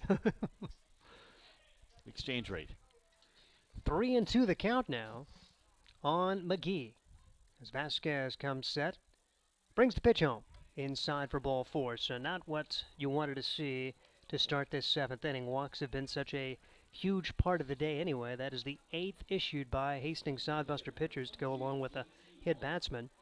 And J.T. Walden comes up now. He is 0 for 1, has an RBI. Sacrifice flies last time up. Flew out to center in the 1st, and he also has walked in the game. 4th time that Western Nebraska has had their leadoff hitter on today. We're now in the 7th with the Sodbusters on the short end of an 8-5 score. Vasquez threw over to 1st, and nothing happening for Cade McGee. He even throws 90 over to 1st. You better be on your toes. But it's all about command. Can you find a way to gain that command? The control is so big. And this one is back to the screen. And on to second base on the wild pitch goes McGee. So runner in scoring position, nobody out for Walden. There is an arm warming up lightly over in the Busters bullpen, a right-hander. As we see Manny Herrera get loose. Product of the country of Panama and York College. Had my interview with him last week, the other day, and the first interview he's ever done. Wow. He was very excited about it. Fascinating. Yeah, he loved it. He wants a copy of it, he said. 1-0 delivery. And the pitch is outside for ball 2. And that's a neat thing about the Summer League, a chance to feature the Hastings Sodbusters, because you think that these guys playing college ball probably have had a lot of media experiences, but a guy like we visited with last night, Cameron McClure, first time he'd ever been interviewed. Really? He did a good job on his interview. Yeah. 2-0 delivery coming up, and that's missing outside for ball 3. 3 balls and no strikes. So he jumped ahead of McGee, but has since lost the strike zone and is going to have to battle back here. Otherwise, he will have walked the first 2 batters he faces here, with Sodbusters already trailing 8-5. You really want to put a 0 on the board after getting 2 runs back and feel like you're part of the game once again. 3-0 delivery on the way. Outside, and it's a 4-pitch walk, and it is a big struggle now for Vasquez as McGee's at second, Walden at first, and 5, 6, and 7 hitters coming up. Reminiscent of inning number 3 when Jeremy Snyder walked the first 3 batters he faced. Western Nebraska would eventually plate 4 in the inning to take the lead. Sodbusters have been trying to dig out of the hole ever since. Got it to 4-3, but Western Nebraska pushed it to 8-3. It's now 8-5. 9 walks for Vasquez on the season in 4 appearances. First pitch missing, 1 ball and no strikes on Brian Webb. Webb, a big 2-run single back in that 3rd. He's also struck out and grounded out. Ground ball at somebody would look mighty big right here. Maybe get a double play, turn the inning around. But right now Vasquez has to throw it close enough to make them swing, and that pitch is way high. 2-0 the count on Webb. How long will Luke Bay wait to at least come out and say hey to Eduardo Vasquez? 2 more games tomorrow night, Sunday night. 9 innings of winning tomorrow. We'll talk about that more a little bit later. 2-0 the count, yes. So if you are in the area, be sure to come by. 6:35 start time. That pitch right across for strike. Giveaways every inning. Traeger Grill. I think there's a ballpark experience. I think to the Royals. Garth Brooks tickets. Wow. Yeah. Season ticket for the Sodbusters next year. So come on out tomorrow night, 6:35. Whether you're listening in Gehring, watching there, yeah, make the trip down. Make it a weekend. Must be 19 to win. Pitch misses, 3 balls and 1 strike, and be a good little. That's a great thing about this level of baseball, and you can get a chance to go explore Nebraska. There are some neat places out in western Nebraska to go vacation, but if you're a western Nebraskan, you can come to this part of the state. You stop at St. Paul, see the baseball museum. Yeah, which is awesome. 3-1 delivery. In there for strike 2, 3 balls and 2 strikes now. Of course, in Grand Island, you got the Stir Museum. Hastings has a really cool museum, and then cap the day with some baseball tomorrow night at historic Duncan Field. 3 balls, 2 strikes, and a pitch on the way to Webb. Swing and a miss. Nice comeback for Vasquez to get his strikeout. First out of the inning. First and second, 1 out now for John Ponder. Isn't there a museum here over by the softball fields? Isn't that there's some kind of Yes, NSA yep. Hall of Fame or something over there? Oh yeah, they've got the Softball Hall of Fame. That's what it is, Yep. Softball Hall of Fame. Yep. Yeah. I haven't seen that. I need to check that out. John Ponder struck out his first 2 times up, but then he lined out to center his last time up. 0 for 3 on the day. Western Nebraska continues to lead it, 8-5. Hastings, really nice museum and planetarium. Bouncing ball, foul. No balls, 1 strike. Ponder, by the way, is the beer batter, so you hear the fans really getting into it. The half-price beer, if he strikes out, and he already struck out twice today. So they're loving him. 8 runs, 4 hits. Yeah, he's a definite fan favorite right now. For whether they remember it or not, we don't know, but they're cheering for him to strike out. Eduardo Vasquez trying to work his way through the 7th inning, and this pitch is popped up, foul territory. Carlson back near the screen, and he can't get there as it bounces off the edge of the railing, and count 2 strikes now on John Ponder. Jason Frew had a chance of catching that one, almost. He's the PA guy in the stands for the Hastings Sodbusters. Yeah, our entertainment dude. And a tremendous singer and singing recruiter. He gets the entire community of Aurora, seemingly, to sing the national anthems. He's to start a record label. No balls, 2 strikes, 1 out. First and second for Western Nebraska as they look to add to an 8-5 lead. Vasquez comes set. Runner goes. Pitch high. Throw to third is going to be in time as they tag him out. And I am not sure what in the heck Cade McGee was doing. I think they thought he got walked. But it wasn't even close to walk. It was 1-2 0-2. count. Yeah. And so they just slammed on the brakes and started walking, and the other runner did too. Walden, too, they both just slowed down like, oh, okay. I don't know if they thought maybe he struck out and the inning was over. Maybe that was it. They just stopped. Yeah, but there was only one out. There was a lot of things wrong with that play. I don't quite understand there, but we'll take it. Sodbusters will take it. Now there's 2 outs, and you're 1 strike away from getting out of this with no damage done. Here's the pitch. It's popped out of play. It remains 1-2. Yeah, that was an unusual play. And when the runner took off, I thought McGee had a chance to steal third. Yeah, the throw was high. Yeah, but he just stopped. And so sitting there at third base is Stevens just goes, all right, come on over. Tagged him, Yep. It's like he just slammed on the emergency brake. I'm not sure what happened. So 1 ball, 2 strikes, 2 outs. Runner at second now as Walden did get second on the play. Here's the pitch. It's outside now, 2-2 on Ponder. Trying to keep this inning going and deliver that run from second base. A pair of walks to begin the day for Eduardo Vasquez. He's come back with a strikeout and then a big base running blunder for Western Nebraska, handing the Sodbusters an out, and they have a chance to survive this inning with no damage done and get their offense going with the 2, 3, and 4 hitters coming up in the bottom of the 7th. Here's the 2-2 pitch. Inside, almost hit Ponder. It did get a piece of Ponder, and that's 90 miles an hour on the fastball, and you earn that when you get hit by the pitch there. And so he is aboard first and second once again, now with 2 outs. Yeah, with him up there throwing, it's like the Randy Johnson-John Kruk scenario. Remember in the All-Star game where Kruk was just swinging at anything to get out of there? But Johnson has a little bit more control, so this is more of a sticky situation for a batter. Matthew Mariquin up there now. He is 0 for 2, did walk and stole a base, scored a run. It's part of that 3-run 6th inning. It's a big top of the 7th. Sodbusters trying to survive this, still up by 3. Pitch fouled back. 86 miles an hour on that fastball. No balls and 1 strike on Mariquin. 3 walks given up this inning. The Sodbusters. 2 walks and a hit batsman officially, as that last one was oh, that's right, I'm sorry. On the 2-2 pitch, got a piece of him.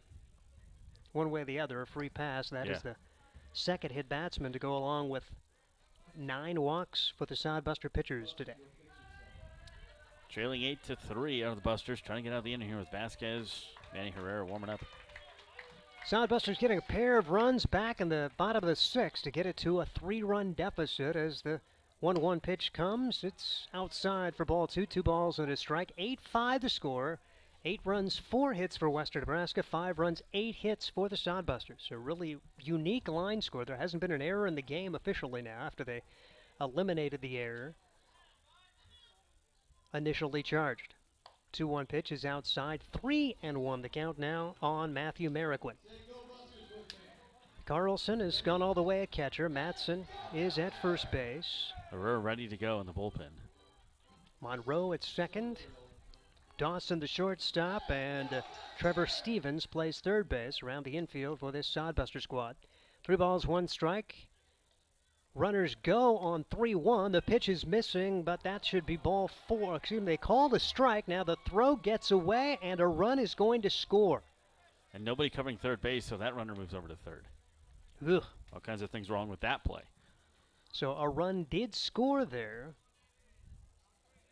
So they called it a strike, 3-2. Man, a good throw or a good play. They're able to get the runner pretty easily at third base, but J.T. Walden advances. He gets the stolen base. The throwing error allows the run to score, and John Ponder ends up at third on the play as the pitch is taken upstairs for a ball, and Matthew Mariquin is aboard. So 1 run in the inning, no hits. Now an error charged, and here comes Luke Bay out of the dugout, and that will do it for Vasquez, as we will see Manny Herrera come in. We'll take a break. As the Sodbusters some work to do, they trail it by a score of 9-5, and you're listening to Sodbuster Baseball. We're being Sodbusters Baseball and hot weather, so make sure you stay cool with Ruts. Ruts Heating and AC is your #1 source for residential and commercial HVAC services in Nebraska. For over 45 years, Ruts has been a name to trust for repairs, installation, and maintenance work on time. Call Ruts Heating and Air Conditioning today to discuss your HVAC needs, free estimates, and the guarantee their work. Whenever your heating or AC needs, trust Ruts. Visit rutsheating.com. The meadowlark says, turkey says. The squirrel says. The Nebraska Lottery says. Enter your non-winning $5 Nebraska State Park Centennial Scratch tickets for a chance to win a 2-night stay at a Nebraska State Park, $2,021 in cash, and more. It's the Nebraska Lottery's Great Outdoors Getaway Promotion. The lawyers say. Promotion runs through June 8th, 2021. Top prize odds 1 in 80,000. Soundbusters go to the pen here. They trail it by a score of 9-5. Manny Herrera will make his team leading 6th appearance. He has allowed 4 runs on 5 hits. He's walked 11. He's struck out 8. Comes in 1-0 with 1 save and a 3.60 ERA. Like I say, when he's been good, it has been the control. When he's been bad, it's been the lack of control, like a lot of these Hastings Soundbuster pitchers. We mentioned the 11 walks, but those last couple outings, he's looked really good. And Herrera coming in at a big spot. The deficit is 4 as he tries to get 1 out here and move this one on to the bottom of the 7th. The Soundbusters still in shouting distance against the Western Nebraska Pioneers. If you're in the bullpen ever when he's stretching, not too far away is his good buddy Trayton Scully. Those two guys are connected at the hip. They hang out together. Both go to York College, and he says, "Oh yeah, he's." I talked to him about Trayton. He says, "Yep, he's my real good friend." And so those guys are pretty tight down there. And Trayton can be a little ninja when it comes to pranks and stuff with the team. So you got to watch him. And Manny just a really nice guy and always smiling. That guy is always smiling. Loves the game. Nate Schwartz is the catcher, and he has had a pretty good day. A single. An RBI, 2 runs scored, batting in the 8th spot, and a big chance for him as runners at the corners. The pitch taken outside for a ball, 1 ball and no strikes. First offering 82 miles an hour from Manny Herrera. You mentioned Scully. Scully had a really good outing. His last performance as he helped pitch the team to the win over Wheat City. 1-0 delivery, runner goes. There will not be a throw as the pitch misses. 2 balls and no strikes. Another stolen base as Mariquin now in scoring position. So Ponder at third, Mariquin at second. 1 run has scored in the inning, and Western Nebraska really trying to make all those free passes hurt if they could find a way to get a single to the outfield here. 2-0 delivery from Manny Herrera. Missing ball 3. 3 balls and no strikes. So already we have seen 3 walks and a hit batsman in the inning, and now Herrera in danger of walking the first man he faces here at Duncan Field. In the 7th inning, Western Nebraska has battled back with 5 runs their last 3 at-bats. The pitch misses inside. A 4-pitch walk issued after they had scored 4 runs in the 3rd, seeing a Soundbusters slice it back to a 1-run deficit at 4-3.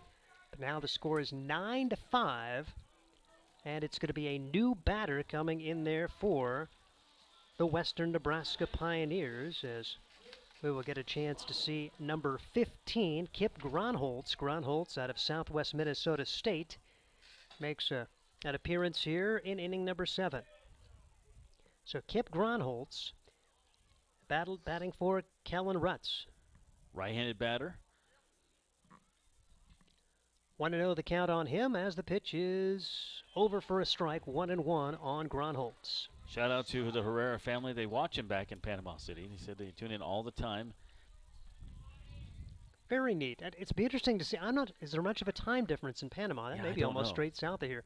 1-1 delivery is missing. 2 balls and 1 strike on Gronholtz.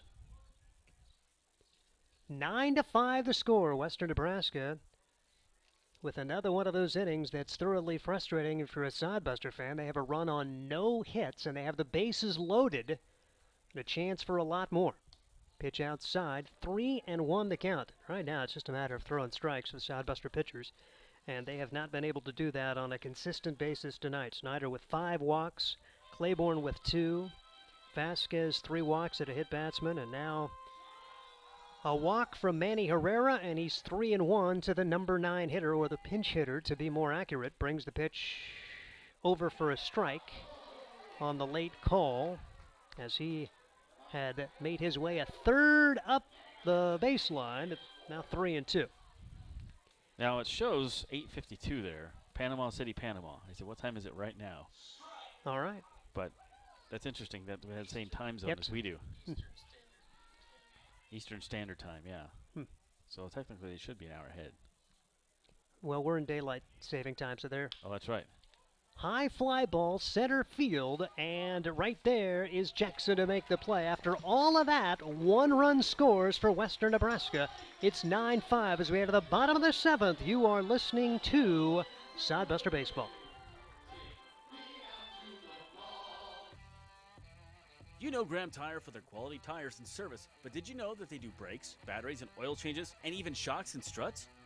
Graham Tire in Hastings has the quality products and great service you have come to expect from the Graham name. Rick and his crew will get you fixed up and right back on the road safely. And you can trust that the job was done right. That's peace of mind. Graham Tire in Hastings, West 2nd Street, open 7:30 to 5:30, Monday through Friday. A proud sponsor of Sodbuster Baseball. Hey you, your ad here. It's Josh Salmon of Salmon Says Media. Imagine turning on the radio or TV and hearing or seeing your business being advertised. Salmon Says Media offers voiceovers, full audio production, on-hold messaging for your phone, and more. Nearly 2 decades of experience. Salmon Says Media also offers radio imaging and podcast production. See us on Facebook. Salmon Says Media, the official media partner of the Hastings Sodbusters. Almost a moral victory for Hastings to get out of that with only 1 run scored. It's 9-5. 1 run, no hits for Western Nebraska after all of that. And it'll be Cole Dawson, J.T. Cafferty, and Trevor Matson, 2, 3, and 4 coming up. Most of the times when Western Nebraska has mounted a rally, Hastings has come right back. We'll see if they can do that. Big spot in the order here with the 2, 3, and 4 hitters coming up, and Cole Dawson in particular, who's had such a torrid start to his Sodbuster career. 2 more hits today, an RBI, a run scored, and he will come to the plate now to face Charlie Deeds. Deeds has had an up-and-down day. 2 innings pitched so far. He went 1-2-3 in the first inning, but then allowed 2 runs on 1 hit in his second inning of relief. He's back out there now. There is action behind him, it appears. As we see the Sodbusters in their green jerseys batting here in the bottom half of inning number 7. Dawson takes on the outside corner for strike 1. No balls and 1 strike on Cole Dawson. 2 hits for him today. The producer slapping off over here. That's me.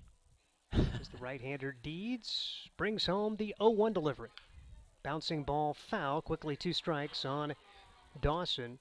Sodbusters battling back yesterday to win 7-6 in the bottom of the 9th. Scored 2 runs on the little dribbler between third and short off the bat of Cameron McClure, but in the scorebook it looks like a line shot to left field. Anyway, it scores 2 runs and the game winners. Called strike 3, and Dawson didn't think so as he turns and walks back to the dugout, his second strikeout against him today. That'll bring up J.T. Cafferty. J.T., designated hitter, 1 for 3, a single and RBI back in the 3-run third. Sodbusters got 2 runs in the 6th. Pitch is taken upstairs for ball 1, 1 ball and no strikes on Cafferty. Last night when he got courtesy ran for in the 9th by Ian Riley, he looked at Coach. He walked over to Coach and went like this, with his arms up in the air, like, why are you running for me? I'm not sure if he was joking or not, but that's what he did. 2 balls, no strikes, the count. Well, it all worked out for the Sodbusters. It all came out in the wash. So. And you love the fact that Chandler Wagner was using all the tools at his disposal to try to get that win.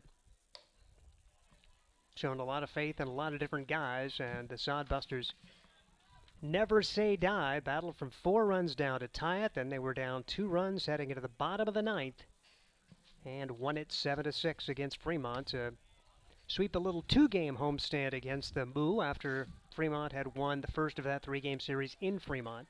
JT had the only stolen base for Sodbusters last night. Maybe that's why. 3-1 delivery, swing and a miss. It's now 3-2 on J.T. Cafferty, a local product. Our point systems is out, so we don't have any other scoring updates from around the league. That's what I was going to look at, but the system crashed there, so we're old school with paper. 3-2 pitch is lined to center field. Base hit. Sodbusters beginning the rally here with 1 man out. Cafferty will be at first, and Trevor Matson step to the plate. He is 1 for 2 with an RBI single his last time up. He walked and scored a run back in the 6th. Bottom half of inning number 7. Matson had his RBI single in the 3rd. and try to help this team draw a little bit closer. 9-5 the score, Western Nebraska on top. Hard hit ball right at the third baseman. It's off his chest. Everybody's going to be safe. The throw to first is not in time. Sodbusters have first and second, one out. We think that'll be an error. Charge to Cade McGee. Should be the first error of the game for Western Nebraska, we believe. See what the scoreboard has. Yeah, it ate him up over there at third, and he wanted to get his former teammate Madsen out, and Madsen get a little extra energy against his former team, kicked it in. Nice splits by the first baseman as well. I'll give that to Webb, but safe. Kip Gronholtz, who batted last inning, is now playing second base for Western Nebraska. And here come the Sodbusters with Trayton Koziel. Koziel takes strike one, no balls, one strike. He had an epic battle with Charlie Deeds last inning, as he ended up going through 11 pitches before finally hitting it on the button, but lining out to center field. Was ruled a hit. Big chance here is the pitch. Taken for a ball. 1 ball and 1 strike. Home team scoring tonight. Wow. There's a couple there that I question, but okay. Runners on anyway. Sodbusters down 9-5. And the pitch. Curveball stays outside. Count goes to 2 balls and a strike on Koziel with Cameron McClure waiting on deck. So runners at first and second for the Sodbusters. One more and they'll get the tying run to the plate here in the 7th. Official count 1-1, not 2-1. As the pitch is fouled away by Trayton Koziel. Lofted it down the third base line, and I thought that maybe was going to get totally out of play. Western Nebraska nearly turned it into an out. Good hustle down the line for Cade McGee. Got pretty close to it. With the hit a moment ago by McClure, or by Madsen, excuse me. There's 4 guys in this team with multi-hits. He's got 2, Cafferty's got 2, Dawson has 2, and Carlson has 2. Sodbusters down by a score of 9-5 as Koziel trying to battle back here. As Deeds comes set at the chest. Little looper off the bat, stepping on the bag. The third baseman, a fire to first is not in time, but they do get the lead runner, so Koziel, fielder's choice grounder that forced J.T. Cafferty, 5 unassisted there. Trevor Madsen ends up at second base, and it'll be up to Cameron McClure if the Sodbusters are going to continue the inning, trailing by a score of 9-5. Koziel 0 for 4 on the night. Got some work to do running out of outs here, so down by 4. A hit here would look big for McClure. He had a single and a run scored his last time up. If you could just get 1 run back that you gave up the top of the inning, and when you say gave up, literally gave them the run, as the Sodbusters gave up 1 run on no hits with a handful of walks and hit batsmen, and Western Nebraska actually left the bases loaded, had a chance for a lot more. There was also an error that inning. 2 balls, no strikes, the count now on Cameron McClure. A line out to left his first time out. He struck out in the 3rd and then singled and scored in the 6th. Bottom half of the 7th inning, getting late here at Duncan Field. 9-5, Western Nebraska on top. The lid lifter on a 3-game series, continuing tomorrow night. Curveball beauty, 2 balls and a strike on Cameron McClure. 6:35 tomorrow, 6:35 on Sunday here at Duncan Field. Then the Sodbusters will be on the road for a week. Yep. You mentioned only 2 more home dates after this weekend in the month of June. They were really front-loaded in terms of home games. Off speed, catches the inside corner at the knees, and McClure not sure about that one either. Near the Sodbuster fans, it's 2-2 on McClure. Yeah, these are the same umpires we've had for the last 2 series as well. So apparently shortage in umpiring in the Expedition League this season. Well, if you're going to send folks, you probably want to make a worth their while and keep them there for a couple of weeks so they're not traveling all over. 2-2 pitch is lofted high in the air, pretty well hit, but Duncan Field holds most balls. That to moderate right field. Matthew Mora has it, and Mariquin has it, and McClure is out to end the 7th inning. No runs, 1 hit, and a couple of men left as we will head to the 8th inning. Josh Salmon will take you home. The score, Western Nebraska 9, Hastings 5. You're listening to Sodbuster Baseball. Points Bank has been your hometown bank for over 40 years, and now you can take us wherever you go. Mobile Deposit allows you to deposit checks from your smartphone or tablet with our free business banking app. And never pay for an ATM charge again with our MoneyPass app. It maps out ATMs near you that won't charge a fee because of its partnership with 5 Points Bank. We're here to serve you in person and online, and that's why we're the better bank. Have you heard the latest in Sodbusters news? Hey, this is Josh Salmon, voice of Hastings Sodbusters Baseball, inviting you to check out the Sodcast, the official Sodbusters podcast. Each episode gets you up to date on team info, the latest news, player and coaches interviews, and more. Join Brian Frew and myself for the Sodcast all through the baseball season. The Sodcast is available for listening on Spotify for free. Hastings Sodbusters Baseball Inside Duncan Field with me, Josh Salmon, and co-owner Brian Frew. The Sodcast. Listen today. Manny Herrera back out there for the Busters. Still trailing by 4. He got one hit, but weren't able to do anything as they strand 2 runners on base last inning. And I've got 7 left on base for Hastings today. 11 walks given up by Hastings pitching. That's not acceptable, and Luke Bay will totally agree with me on that. We thought we were out of the woods with the walks. We had some of those during that Wheat City game, and a lot of walks during the Wheat City series. And then battled back with Fremont, not so many walks. In fact, we gave up less walks than Fremont did in that series. Had more strikeouts. But that all goes by the wayside tonight with the walks. First pitch misses to a ball. Smelko back to the top of the order for the Pioneers. Smelko's been on base 3 times tonight without a hit. He has walked 3 times, stolen 2 bases. He's technically 0 for 1. He grounded out to second as well. So you look at his box score, 2 stolen bases, he's 0 for 1. You're like, wait a minute, what? Unless he stole second, third, you know. It looks kind of weird. Here's the 2-1 from Manny Herrera. Chopper to first, backhanded by Matson, slide, taking it himself, a very fast Smelker. He gets him, 1 down, gets his former teammate, Smelko. That was a tough play. He got it, slid on his leg, got up just fast enough to get over there and get him out. So officially 0 for 2 now is Smelko. So Dalton Frank comes up. He's been on base twice. Been hit by a pitch. He's flown out. He's popped out. Stolen a base. Scored a run. Couple RBIs for him. And that one back up the middle. No, Dawson scoops it. Double clutches. Do they get him? And they get him. Wow. What a second effort there from Dawson. I thought for sure that thing was going to go in center field. Then he got it. Then he double clutched and had to fire it over there. I wonder what the velocity was on his throw from short to. Wow. Fired a bullet to first. It's the only way he was going to get him because Frank runs well, as we've seen tonight. Ground out to shortstop. So you look at these guys, the top of the order. I mean, all the runs they've scored, they only have 4 hits. So those walks will kill you. 0 for 2 here. Frank is 1 of 4 in the game. Brings up Cade McGee. He has walked, doubled, grounded out, and flew out.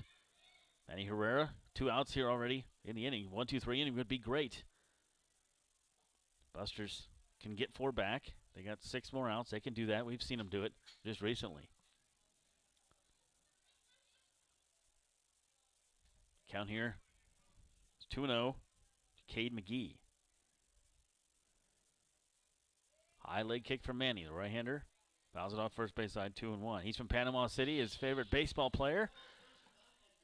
Manny Arroeta. I can't say it. Rivera. Mariano, there we go. Mariano Rivera. Also from Panama City. 2 balls, 1 strike, 2 outs. Manny doesn't like the sign, wants a new one, gets it. Righty versus righty, and hit him. Set him up inside, but that's a little too far inside. 2 hits batsman here for Rivera tonight. And McGee is on. Look for him to possibly steal.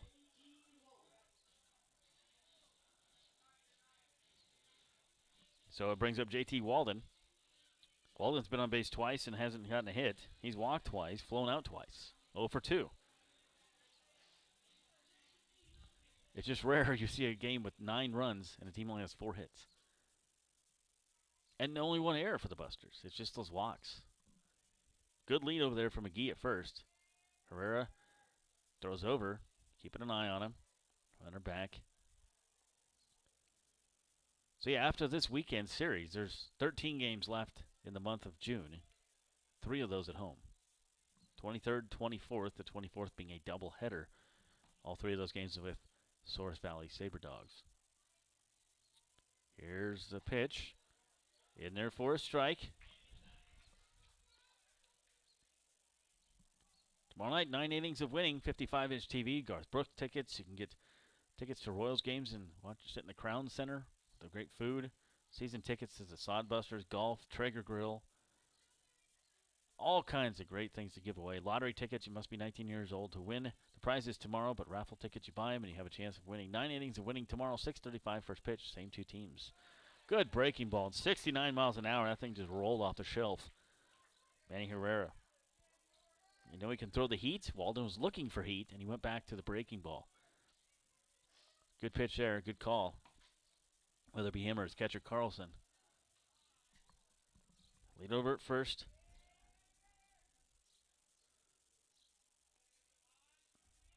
For Walden. Runner goes, throw down there, not bad. Carlson, and he is safe. I think he got it right. It looked like his hand was in to me. I don't agree with these umpires very much, but I think he got that one right. He did have a hand in on the base. It was a close play, but if we would have tagged him more in the arm instead of the back. So I think they got it right this time. I hate to say that because I'd like him to be out, but I think he got it right.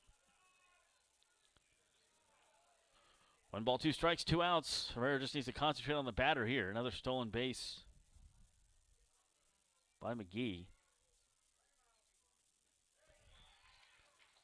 And they do strike him out. Finish the play at first, and stolen base is negated when they leave the runner on base. So no hits, no runs, and 1 left on base. At the end of 7.5, it's still 9-5. Western Nebraska Pioneers.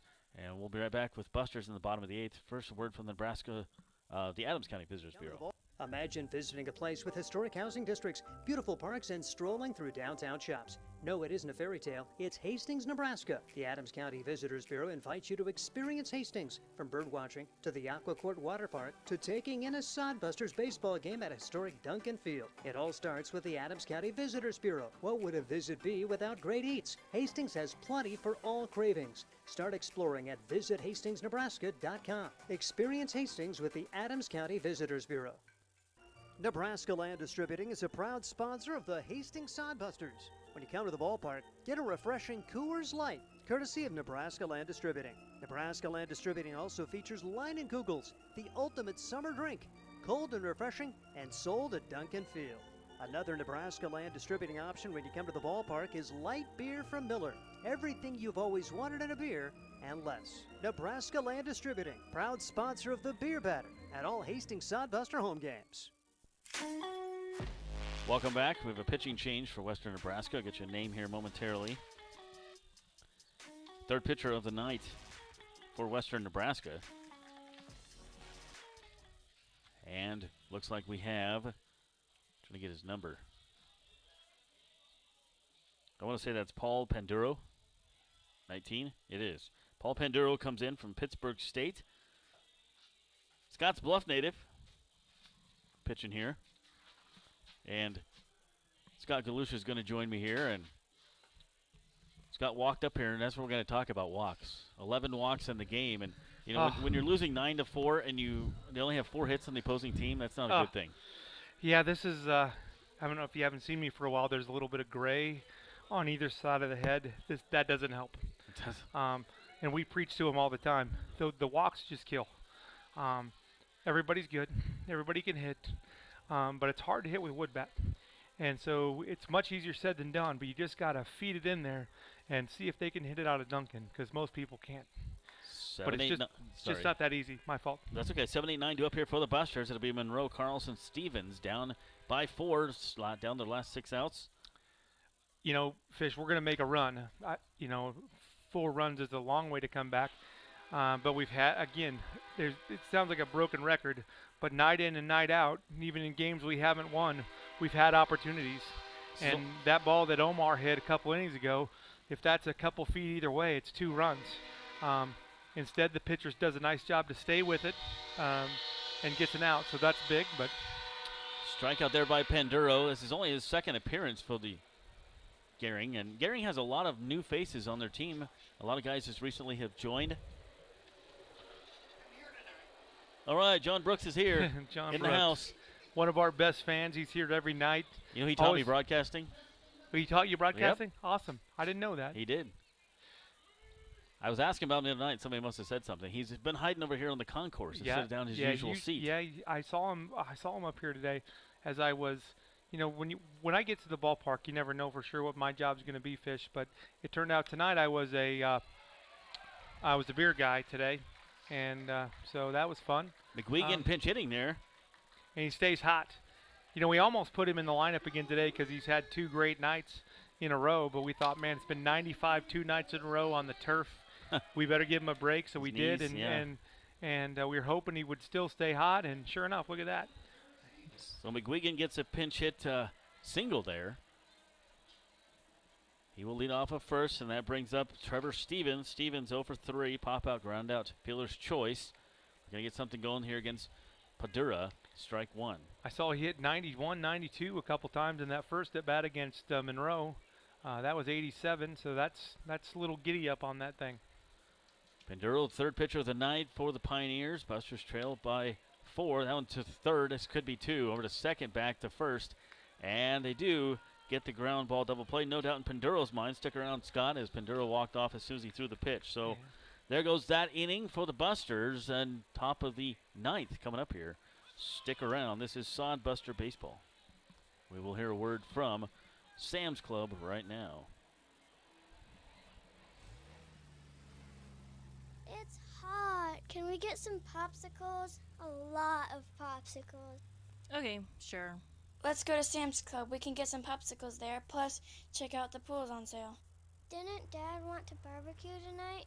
With all those popsicles, we should get some paper towels, too. Good idea, Mom. I'll grab some chips. Sam's Club has something for every season.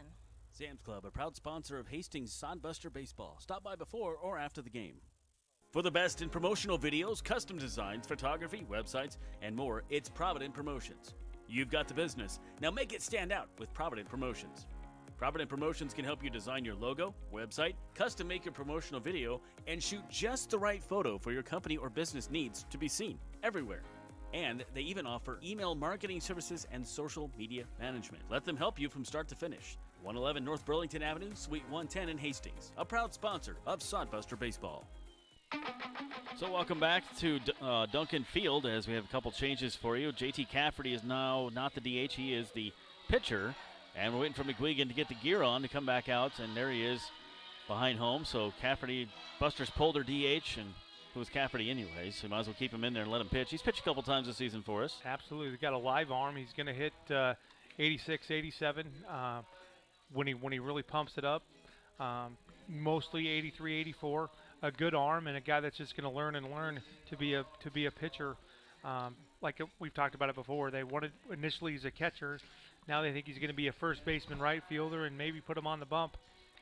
So we'll see what happens. And again, in summer league baseball, sometimes you got to go to those position players, and we're fortunate to have 2 or 3 that can really get it up there. Of course, we've seen Monroe and we've seen Cafferty already. Trayton Kozel can bring it a little bit too, okay. And he's a guy that will pitch at some point. Trevor Stevens could pitch for us if we want. So we got a lot of guys who, of course, if you're a hitter, you think you can pitch, and if you're a pitcher, you think you can hit. That's just the way it goes. They all tell me how great they are. It's kind of fun to listen to them. Saturday, tomorrow is the 9 innings of winnings, and boy, you got some great gifts going on. It must be 19 to win, but to buy a raffle ticket, they can win a 55-inch TV, and tell us some of the stuff they can win. Well, we got, first of all, it's just about $3,000, and that's not straight retail price. That's the everyday price for this stuff. So it's nothing's inflated. $3,000 is a $700 grill from Traeger. Wow. And then the TV from Sam's Club is $450. I got a one-of-a-kind picture from my best friend Jimmy Rash, who's a professional photographer Huskers Illustrated a little bit. Yeah, I know what you mean. And that is a beautiful canvas already ready to just hang up on the wall of Memorial Stadium with the fireworks going off. It's cool. It's out there on display photo. tonight. Yeah. My personal favorite is the signed bat. This year's team all signed the bat. Oh, wow. That we're going to auction off. Okay. Let's see. We got some lottery tickets that are going. Gift card from Small Town Famous. Better let the baseball game get going, That's too. right. Brian Webb up right now. Yeah, lots of great. There's some gift certificates, I think, for golf, and there's scratch tickets. And then we have 2 ticket packages as well. We've got Crown Vision seats at the Royals at the Royals game, and we got tickets for Husker night and Alex Gordon night on July 24th. And awesome. Also have parking included in that. And then we've got Garth Brooks tickets for us as well. One ball, one strike. There's just a lot of good things. It's going to be another beautiful night at the park tomorrow. And so we're hoping and expecting a big crowd, and it's going to be a beautiful night. So everybody bring the family out. It's going to be a neat atmosphere for us. And you can buy your tickets at the window when you get here. You don't have to get them in advance. Just show up and get your tickets, and then figure out where you want to sit. Here's the 1-2 coming up from Cafferty on Webb, and slider missed. There'll be staff going through the stands selling those lottery or raffle tickets. I will be sitting on the concourse somewhere selling them as well. Okay. And so we're just going to do what we can. There we go. 2-2 coming up here from Cafferty to Webb. And foul tip. Did they catch it? Nope. Got hit off his foot. McGuigan took a chunk of that one. Hey, welcome into the ball game, McGuigan. Yeah, welcome. And it's not like he hasn't caught, because he's also, right. When he's not catching, he's down there in the bullpen helping guys. So he's had a full night, even though he's only been in the game for now 4 pitches and an at bat. He's already been beat up pretty good. But that's life as a catcher. You take away the walks, and the Busters have a pretty good output today. Offensively, 11 hits, 5 runs. They've left a few guys on base, but we're totally out hitting them, 11-4. Yeah, that's a frustrating thing about baseball. But we preach it every day, Fish, that if we play clean baseball and we throw the ball over the plate, we're going to have a chance to win. And actually the third part of that is have competitive at-bats, and we surely have done that tonight. We've swung the bat well. We've played pretty good defense. We made one mistake, but that's usually good enough to get it done. But you can't give free 90s. And when you do that, you just give teams opportunities that they haven't earned. Cafferty strikes out Webb, and it brings up Ponder, the beer batter. He struck out twice tonight. He's flown out and hit by a pitch his last time up. I got to give Jason some credit. Jason Frew is fantastic.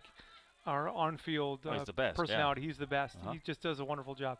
But this is his favorite part of the game, when the beer batter comes up when we're done selling beer. Oh, there you go. He loves to say, if this guy strikes out, all the beer is free when you get home out of your fridge or something crazy like that. So he loves it. It's kind of fun.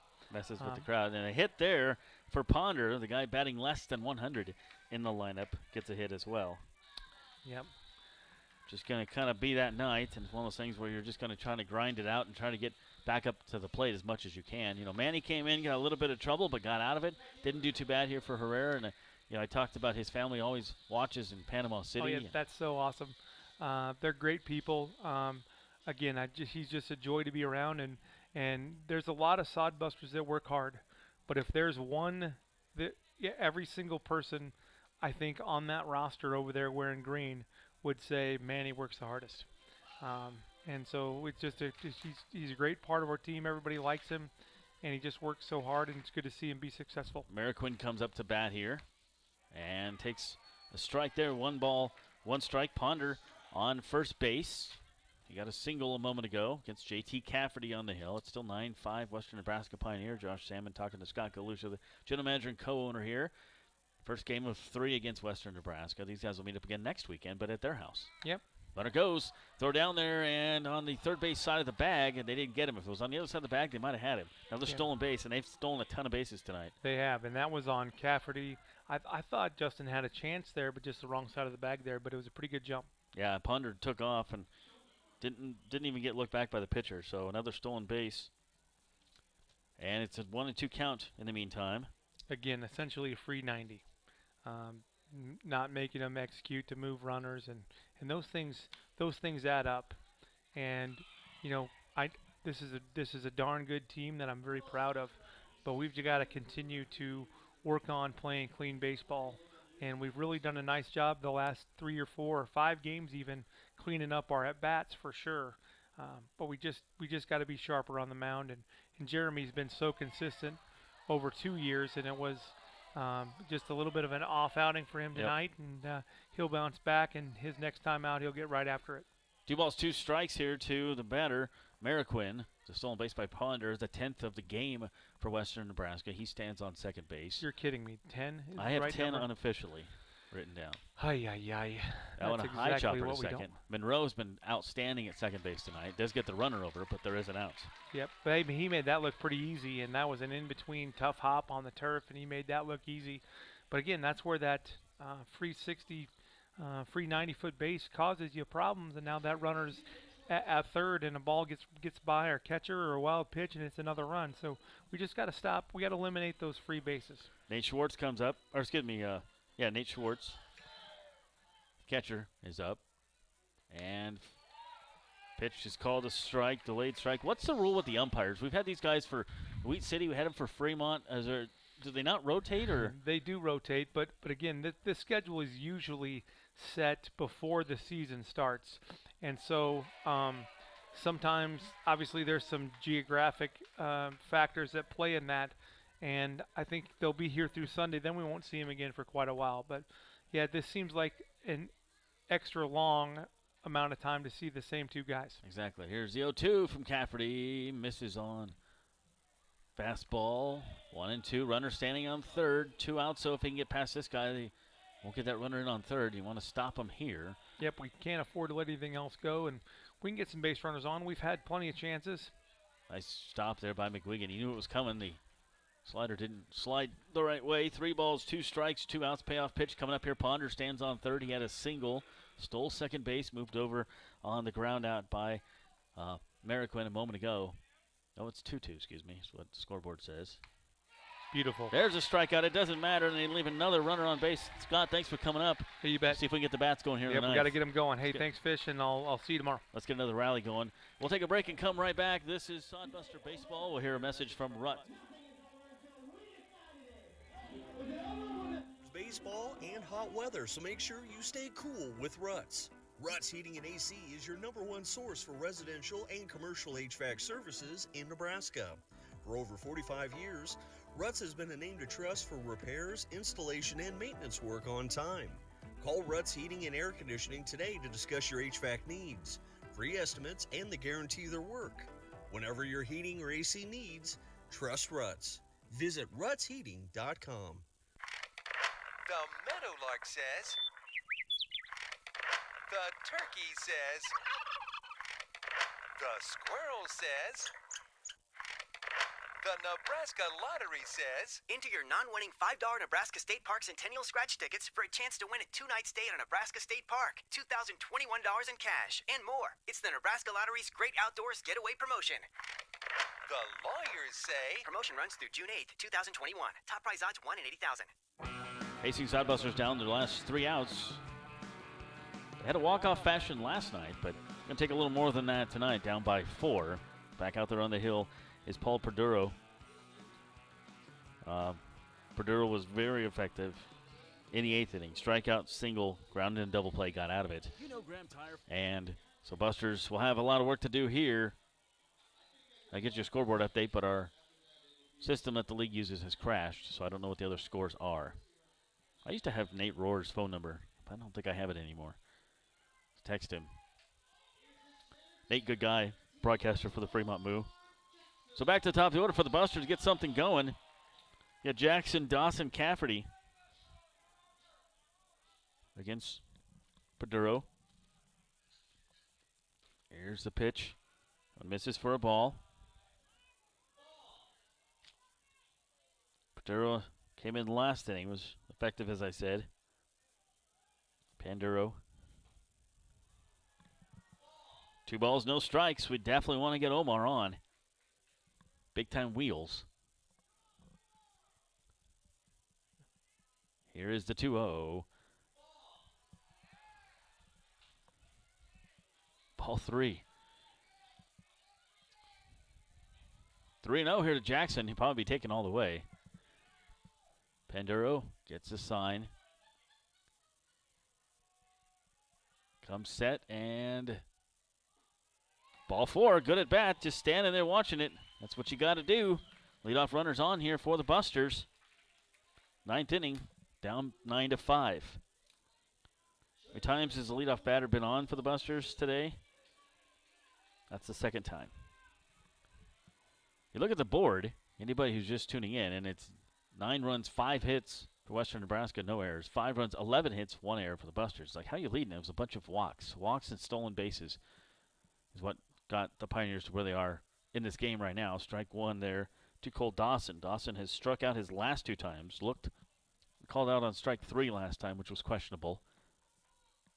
Jackson short lead over at first. Doesn't go. Showing bunt. Pulling back is Dawson. It's the last minute. I thought he was going to bunt that thing. He held it out there to the very last possible second. Eventually around the league, they're going to talk to each other about how good a bunter he is. But so far, he was very effective during Wheat City series. He's been very effective during the Moose series with his bunts. And he likes to do it in the 9th inning, too. Here's the 1-1. Not bunting. Swinging on that one. Fouls it off first base side into the parking lot. We'll do 1-2. J.D. Cafferty due up next. I have 11 walks on my scorecard. Given up by Sodbuster pitching. I have 10 stolen bases as well. Those are 2 things that you can't win ball games and do. That's why they only have 5 hits and 9 runs, does the Pioneers. Here's the 1-2 inside. Nice job by the catcher to stop that and keep it from getting away. Schwartz. 2 balls and 2 strikes. I don't see anybody throwing in the bullpen for Western Nebraska. Not that they would. They're by 4, so it's Penduro's game here. Buster staged a comeback last night. They were down. Needed 1 run to tie and 2 to win. They got him back to Penduro over to second, and they called a foul ball. Luckily, that would have been an easy double play.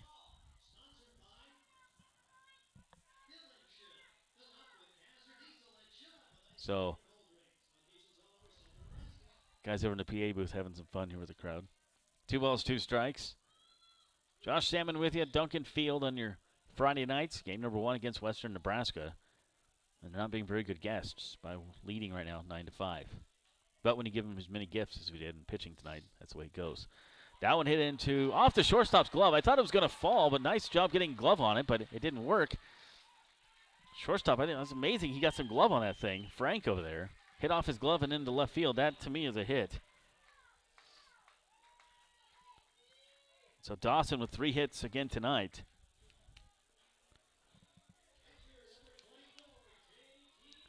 And they do get ruled a hit. So Cafferty up now. 2 aboard. On deck is Matson. He represents the tying run. Down by 4 here in the 9th. Panduro, righty versus righty Cafferty. Cafferty was the DH, stayed in the game as the pitcher, so we lost the DH, but it doesn't matter. He's the pitcher, and he's batting anyway. It's just a formality. The ball's 1 strike. Jackson on second. Dawson on first. Buster staged a comeback last night. A little more work to do tonight, down by 4. That one inside-out swing into the right side of the parking lot, and it's an 0-2 count here to Cafferty. Takes a walk over. Does a circle around, looks in the dugout to his coach, Chandler Wagner. Chandler will come up after the game. He's been very good about that, and I appreciate it. Penduro checks his runners. Jackson at second. Dawson at first, kicks and delivers. Swung on and missed on the fastball. That thing came in at 91. He's like, hit that. That is tough. Cafferty, 2 of 5 tonight. So, brings up Trevor Matson with 1 down. Still 2 runners on. He's your RBI guy. Matson's already got an RBI tonight. He's a team with 10, I believe it is. Panduro trying to finish it out here for Western Nebraska. His 2nd inning of work. 9-5. Shouldn't be a save situation. I think if you pitch 3 innings with that big a lead, then you can get the save. But I don't know, unless this guy's a fireballer. Here's the 1-0. Strike on that one, 90 miles an hour. We saw Osuna Jr. last night for Fremont. He's their fireballer, but we got to him and gave him the loss. 2 on here. Madsen at the plate. Kozel in the hole represents the tying run, so we need 4 to tie. We could get the 5-run grand slam this inning. It'll be the first time in history of the world that that's happened. First, we got to get another person on base. Down 1-2 now is Madsen. This guy's just throwing steady diet of fastballs here. Is Panduro. Paul Panduro. Scott's bluff guy. 1 ball, 2 strikes. Checks his runner. Comes set and delivers. And that one upstairs. 2 balls and 2 strikes. Kozel on the on-deck circle. 0 for 4 tonight. Jackson on second. Dawson on first. Jackson the walk. Dawson the single. Here is Panduro's 2-2 offering. Swung on and missed. Blew it by him at 89. Busters down to their last out. You could at least lessen the deficit on this one. Would be nice. Just get a couple runs in. I don't ask much, do I? Kozel comes up. He's due. One of 2 guys in the lineup that doesn't have a hit. Trevor Stevens doesn't have anything, and he doesn't have any hits. Everybody else has at least 1 hit in the lineup tonight. First pitch for a strike. Cameron McClure would be due up next. 2 runners on here for the Busters. 2 outs in the 9th. Swung on and missed on that one. And strike 2 as well. So Panduro gave up the walk at the single. Really battled back against Cafferty, striking him out. Madsen striking him out. Ahead 0-2 here on Kozel. Panduro comes set. And the pitch. Fouled off. Staying alive there. We'll do the 0-2 once again. 6:35. First pitch tomorrow. 9 innings of winning. If you're 19 and older, you get buy your raffle tickets out here. You can buy your tickets to the game at the gate. 6:35 on Sunday as well. And then Busters have a day off on Monday. And then hit the road, Jack, on Tuesday for a little while. Here's the 0-2. Runners go. Fouled off. Jackson was 3/4 of the way to third on that one. Would have had a stolen base easily. Dawson took off late at first. Probably would have been a play where the catcher could have thrown to second and gotten Dawson because he had no chance of getting Jackson, but luckily it was fouled off. So probably worked out better. Here's a pitch from Panduro trying to finish it out for Western Nebraska. And outside on that one. 89. Good job, Kozel, staying off of it. 1 ball, 2 strikes, 2 outs, 9-5, Western Nebraska. They haven't really had that offensive explosion with the bats. They just got a lot of walks and took advantage of them. Here's the 1-2. Swung on and missed, gets past the catcher, goes all the way to the backstop, and so that'll go as a strikeout, but it's not an out.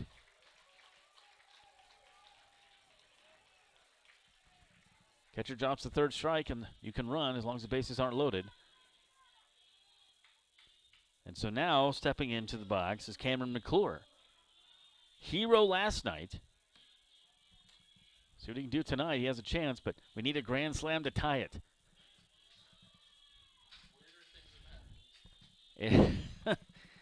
There is no wind blowing whatsoever. So if he gets a grand slam, he gets it out of here on his own. The flag in center field is not moving at all. McClure, 91 miles an hour. It's hard to lay off that tailing fastball. It looks so good coming out of his hand, and then it just drops over the corner. It's a splitter, basically, is what he's throwing, I think, or a four-seamer, 1-2. Here's the 0-1. And that one inside. That inside strike's been called all night. It's not necessarily a strike, but it has been pretty consistent in the last few innings. No balls, 2 strikes, 2 outs. Bases loaded. Busters down by 4. Paul Panduro. Cameron McClure with the stick. Upstairs, he lays off of it. Cameron last night took an 0-1 pitch into left field. 2 runners scored. He was the hero of the game as Busters beat the Moo 7-6. 1-2. Panduro takes a deep breath on the hill. A long time he takes here. Leg kick and delivers. That one hit into right field, and it is going to be right at the right fielder. No, they said he caught it. He did. It looked like he caught it to me. Boy, that would have scored at least a couple runs. But Merrill-Quinn makes the catch, and the ball game's over. Nice effort there by Cameron McClure to be hero of the night twice. And our final score is 9-5. We'll take a break and come back. Look at the numbers. This is the Hastings Sodbuster baseball. Hey, you. Your ad here. It's Josh Salmon of Salmon Says Media. Imagine turning on the radio or TV and hearing or seeing your business being advertised. Salmon Says Media offers voiceovers, full audio production, on-hold messaging for your phone, and more. Nearly 2 decades of experience. Salmon Says Media also offers radio imaging and podcast production. See us on Facebook. Salmon Says Media, the official media partner of the Hastings Sodbusters.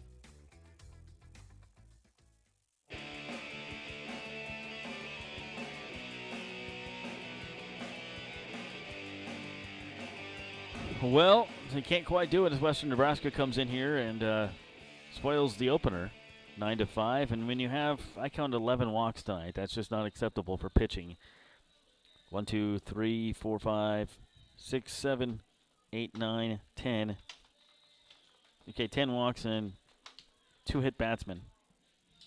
Can't do all that. Give up 10 stolen bases as well and expect to win a ball game. You have 12 hits, 5 runs. Aside from that, they only had the 5 hits for Western Nebraska. So you got that. 6:35 tomorrow is first pitch, and 6:35 on Sunday as well.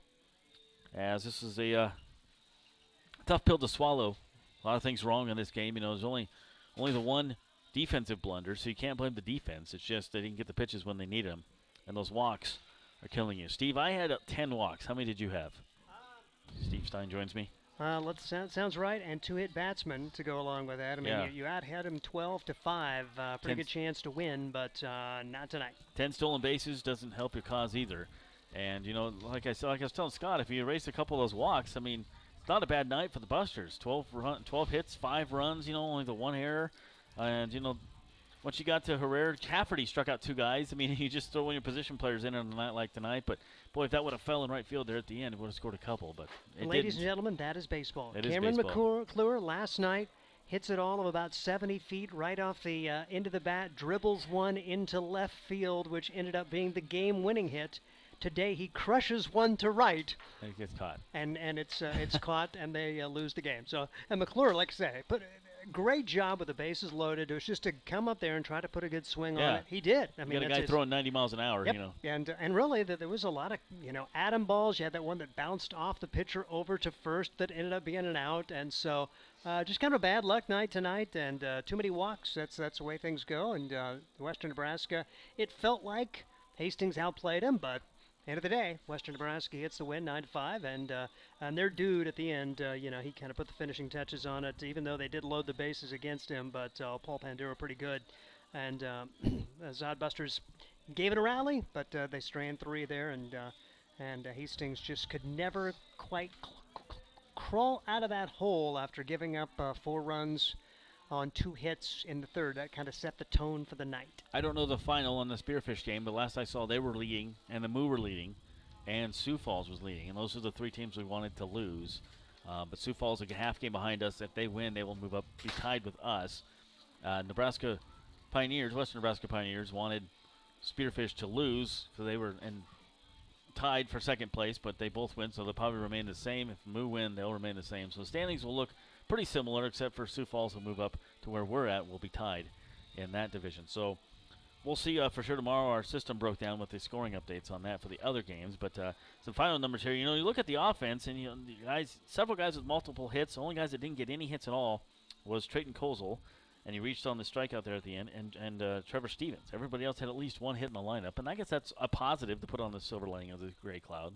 Yeah, and you mentioned the multi-hit games. Cole Dawson goes 3 for 5, an RBI, a run scored. J.T. Cafferty with a solid inning of relief work, and he goes 2 for 5 before entering the game at the pitcher. He was the DH, 2 for 5 with an RBI.